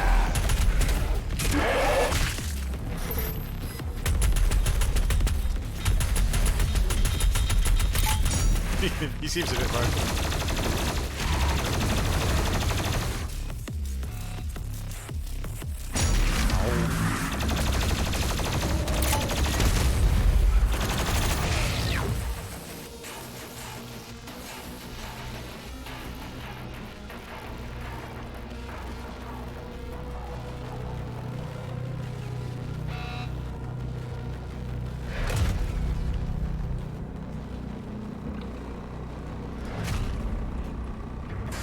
Don't know how to get in there. Maybe via...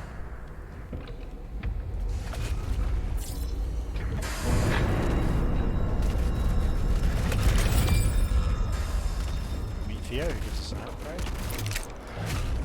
Oh yeah, where is... So I can check on the map where the map is. Oh. Where's the map? What's that? I don't know what it is, but I want it. I want that thing.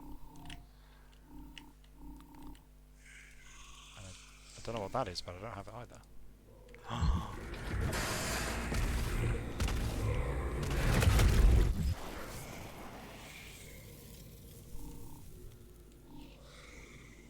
Oh, that's the night point. Right, I see.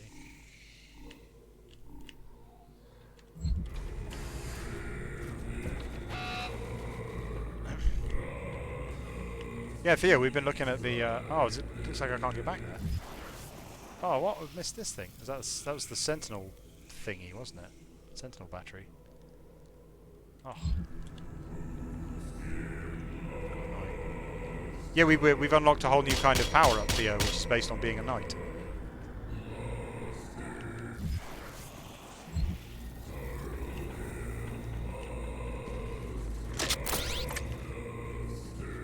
So we can't get back there.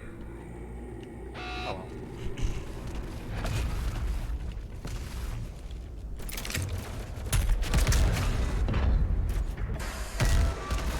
Oh, you're kidding me.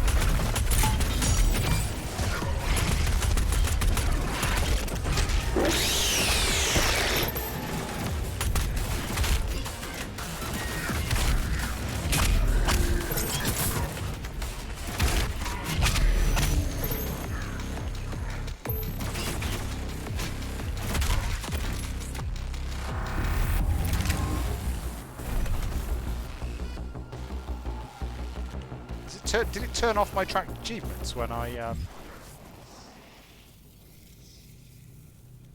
Oh no.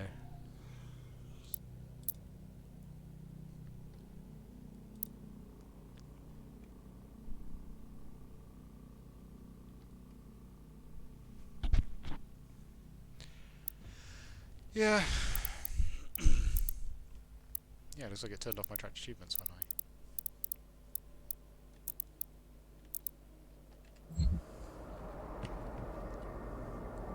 died.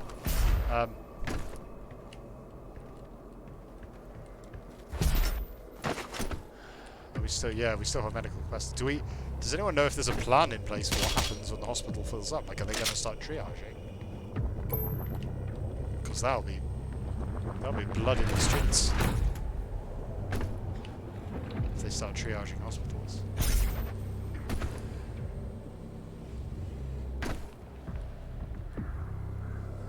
you think we're supposed to go that way? What happens if we go down there? Yeah, but presumably they'll run out of space pretty quickly.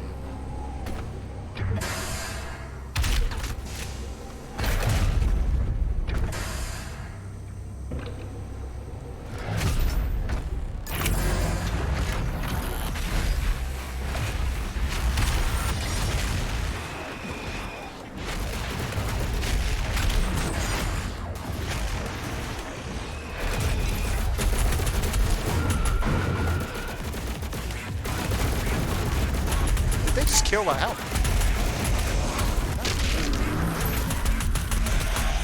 Why did they kill that help?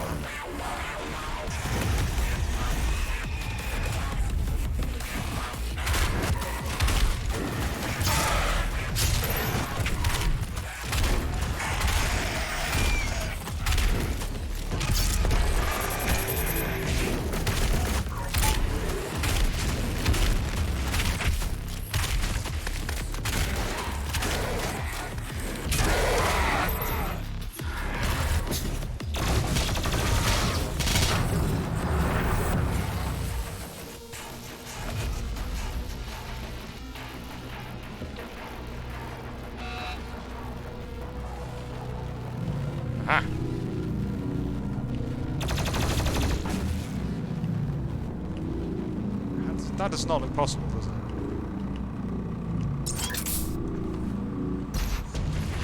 Nope. No, okay, apparently it's very not possible. What?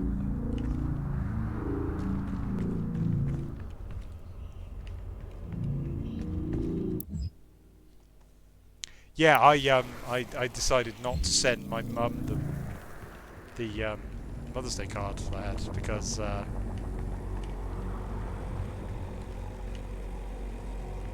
what's up there? Ah! Oh, that was the secret, I think. Wasn't there a thing that fires you out of that?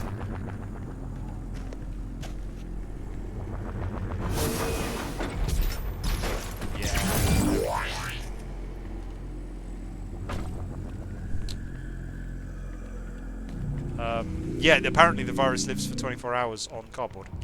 So I thought maybe better not send this Mother's Day card.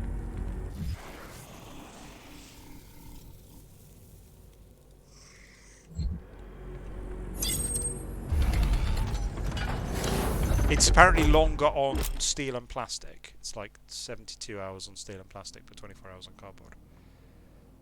Plasma rifle can destroy energy shields, which triggers a damaging explosion. That's not something.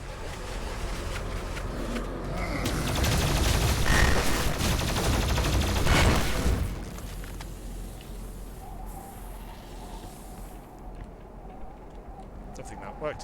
So you had to like jump over them and then punch them in the back. I like that we keep going back to the same place, like circling around and going back into the middle. Yeah, that's really cool. Yeah, I feel very much like there's some intergenerational tension building. I'm hoping it's not going to go. I mean, I don't know. Like, it's difficult to believe that it could ever get nasty, right? I mean, people will make a huge deal of someone raging on Twitter or whatever, right? And like that doesn't matter because it's not actually anything happening. Like, I am worried that if the hospitals have to start triaging, then there's going to be a lot of well, old people don't deserve to live sort of stuff, you know, like, oh, they're more likely to die, so we have to save them. And that's going to get really, really nasty. Yeah, I'm like so with this card, I said I'm not going to send this card, and my sister's a doctor, she's like, oh yeah, maybe don't send it then. And then my mum's like, nah, it's fine, just send it. And I'm like, Jesus, Mum.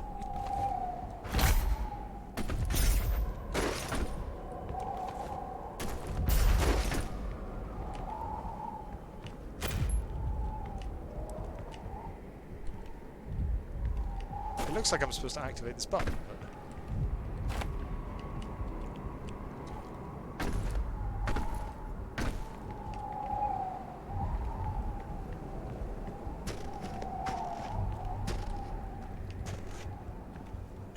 Well, the main problem with the rights thing, isn't it like that it gives them for 2 years? Like, in a sense, it almost doesn't matter how many rights they get given to resolve the crisis as long as they don't last very long.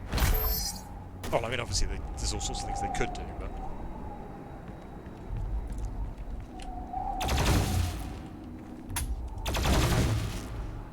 I'm a bit confused as to what we're supposed to do here.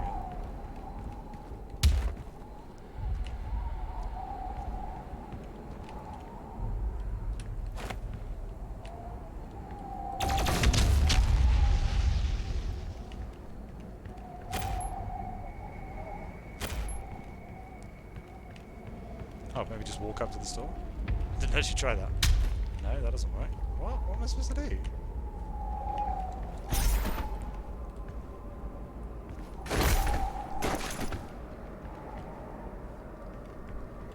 Yeah, exactly. So shouldn't the powers bill just sort of automatically expire, and then not that it has to be, you know, not even that it has to be voted on repeatedly, but that it automatically expires and has to be essentially restarted from scratch every time, because that's the only way to ensure that it won't be abused.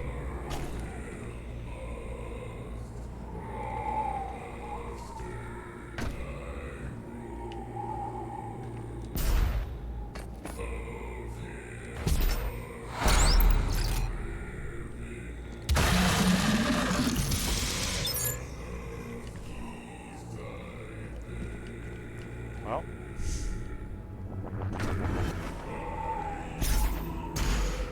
Always bothers me when there's a weird, obscure secret.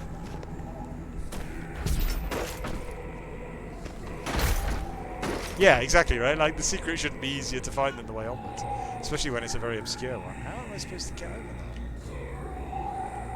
that? I've been stuck here for a while.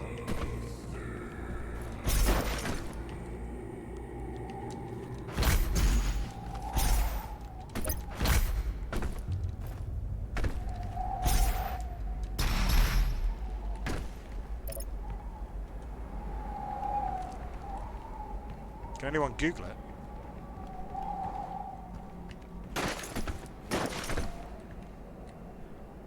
Not supposed to shoot these things. I'm going to run out of ammo if I'm not careful.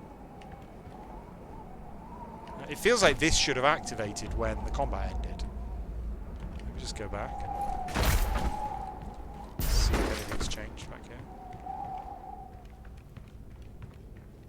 Yeah, okay, because that's what an inactive key looks like. But it seems like it should have activated when we...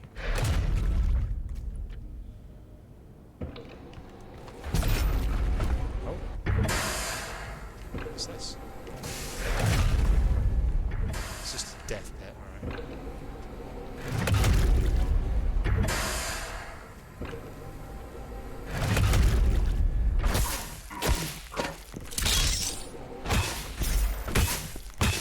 Wow, this is a mistake.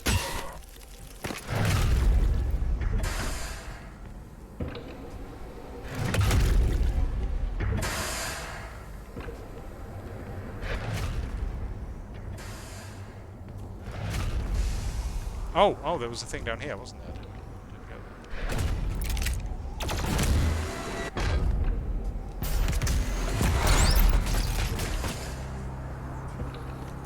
Ah!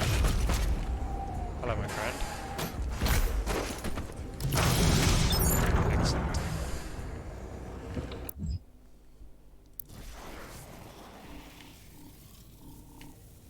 Okay, yeah, that's showing an uncompleted combat challenge. I think that's what that means.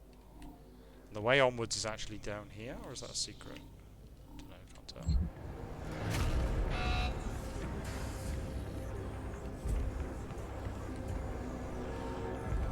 I'm not playing on easy, I'm playing on normal.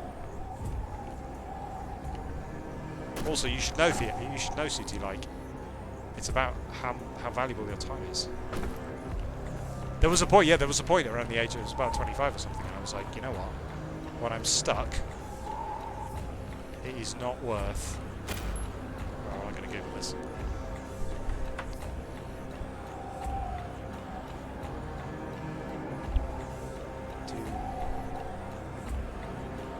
Tell. Stuck. That's not the word stuck. In cultist. Base. I don't trust it not to be a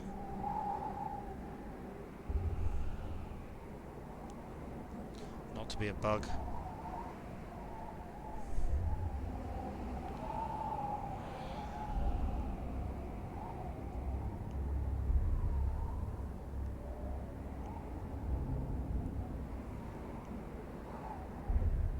Right.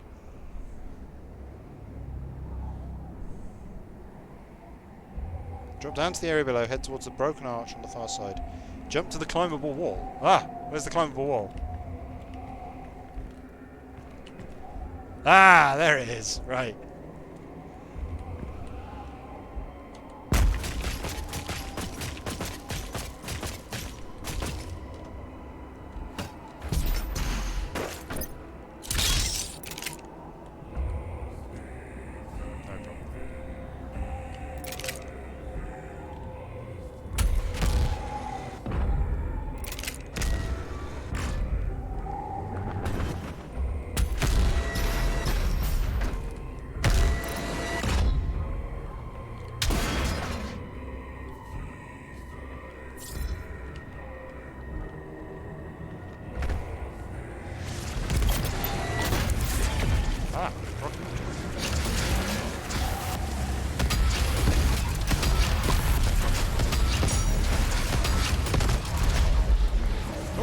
Did you see that death animation? That was great. Oh, I'm supposed to kill him.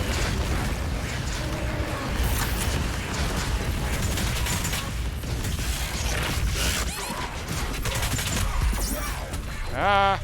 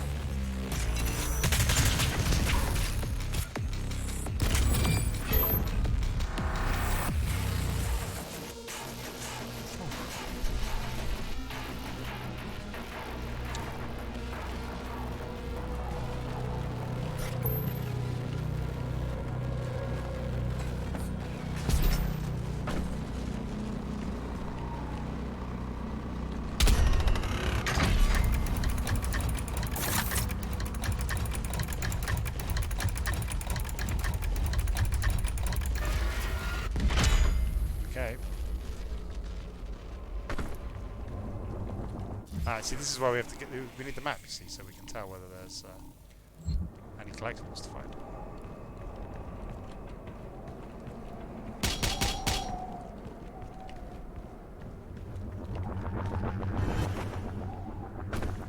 So are you back, Sooty?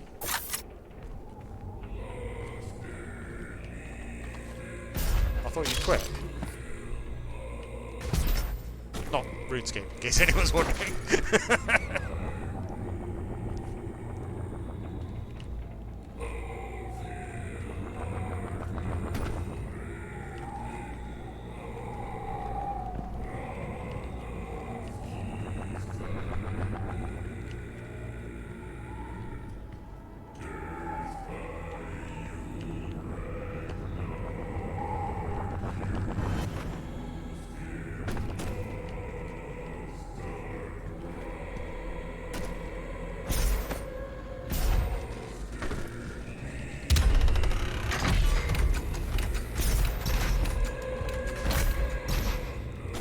was that helpful?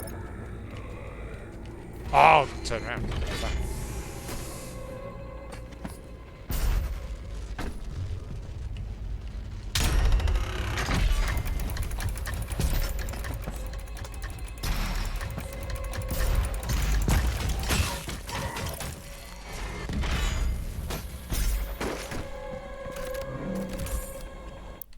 What's this thing? Oh, it's a rune. Oh, yeah, okay. Right, what do we want here then? Glory kills faster. Doesn't matter, does it? I don't think. Movement control in the air. That sounds kind of useful for getting to secrets and stuff.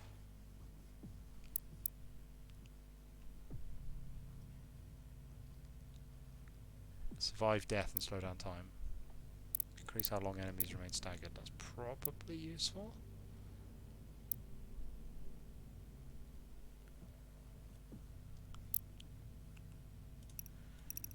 Yeah, that's good.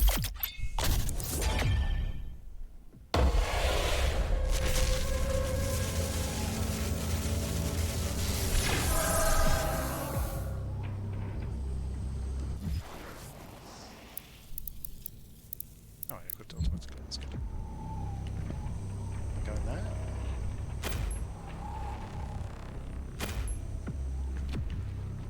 What?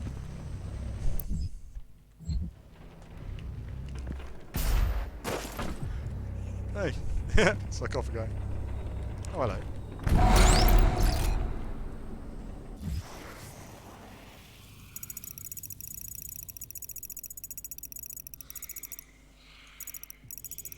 So to go there.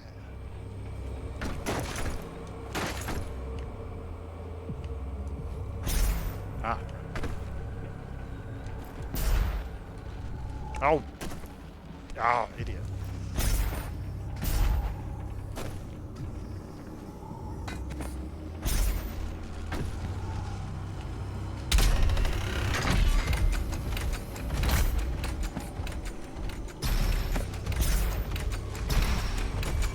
God forbid we should lose the royal family at this time of crisis.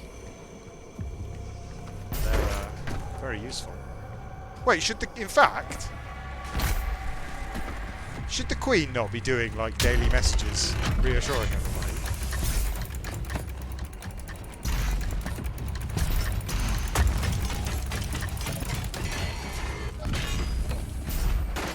Is that not kind of her job? Did she? Was it reassuring? Or did she just go, in this time of crisis, we must all be sensible? Ha, yeah. Yeah, you know what, Diana would have just run around kissing people with coronavirus, wouldn't she?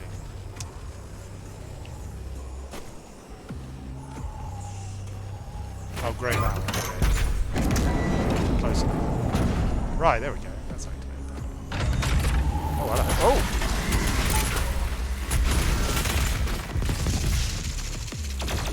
I like this guy.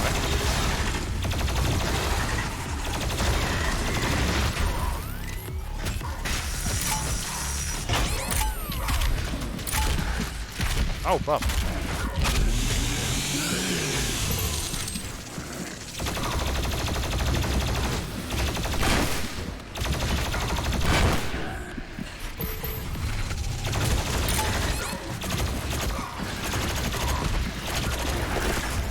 Ow.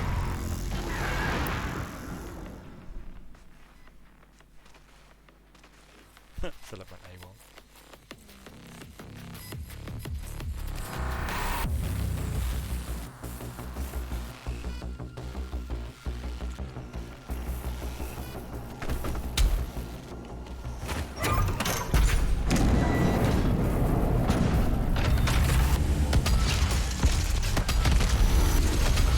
Oh.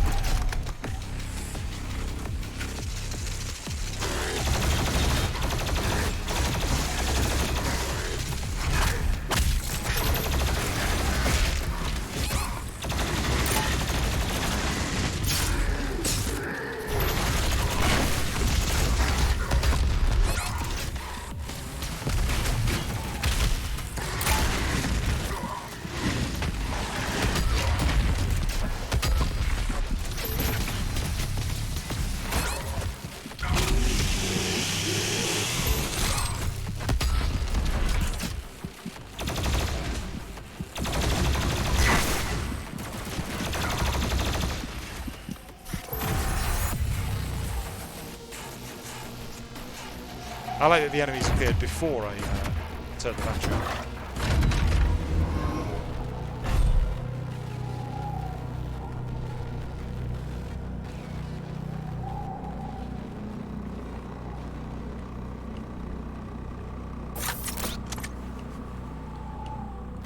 Oh, I really hope that's true. Maybe he can, maybe he can volunteer.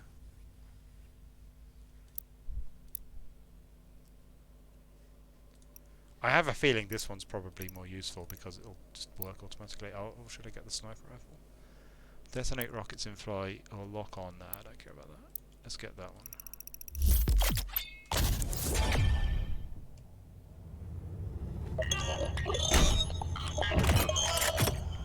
I mean, it seems unlikely that we're going to make it through this without a recession anyway, right? Like, it doesn't seem like the...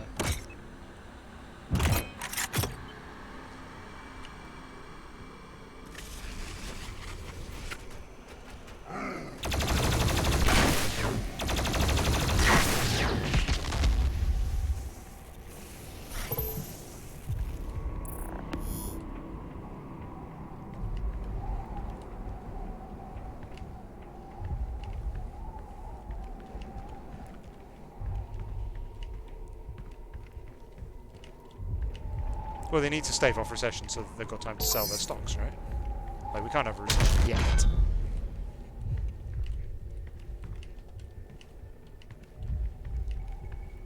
Who wants it?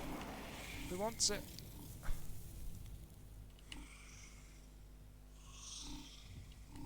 Who wants it, Precious?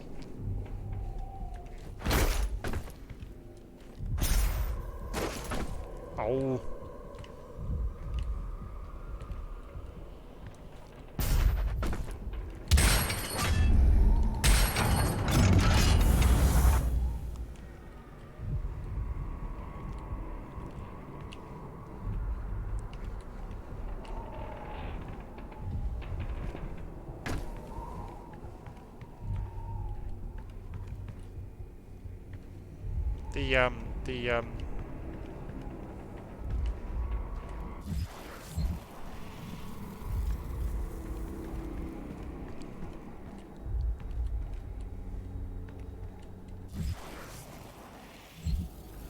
Oh, that's that.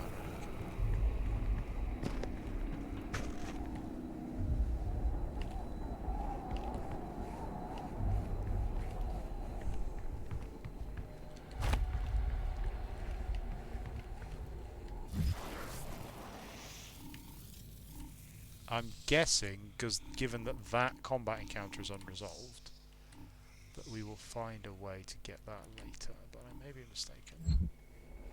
I really want it though. Nothing to punch. It's like there's a shaft up above it. That seems relevant. Because that shaft comes out here. And then there's that.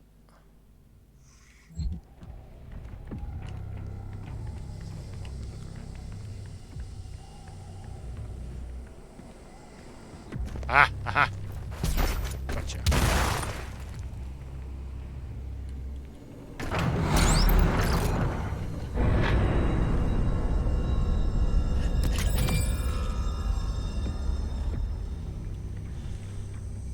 Yeah, the doesn't... I mean, well, China's not to blame for the outbreak anyway, but also, like, why would investors care? It's not like China bears a moral responsibility, but even if it did, that doesn't really have anything to do with private investors. Reveals position of all progression items on the auto map.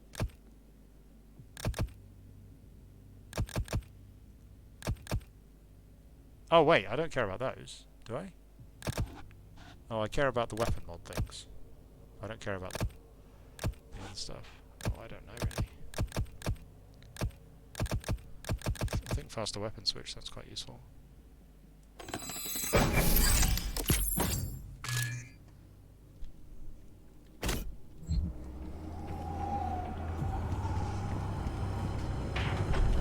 The beast draws near to me, my brothers and sisters, but he is weak. Your hate must match his will. Only then will you be truly saved.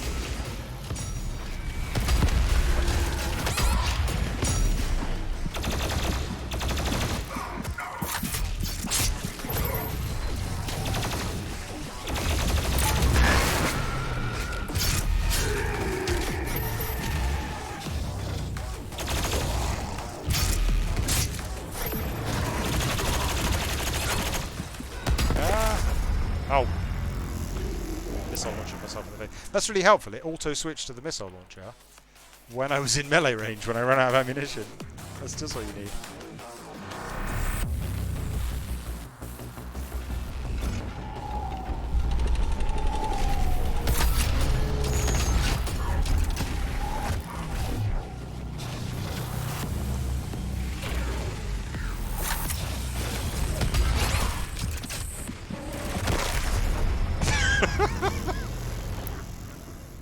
You know what? I think that might be a good time to call it a night. Oh, well, I will resume playing this game when I have time, and probably resume streaming it if I'm allowed to. Otherwise, thank you for watching, everybody, and thank you for the coronavirus updates. See you all later.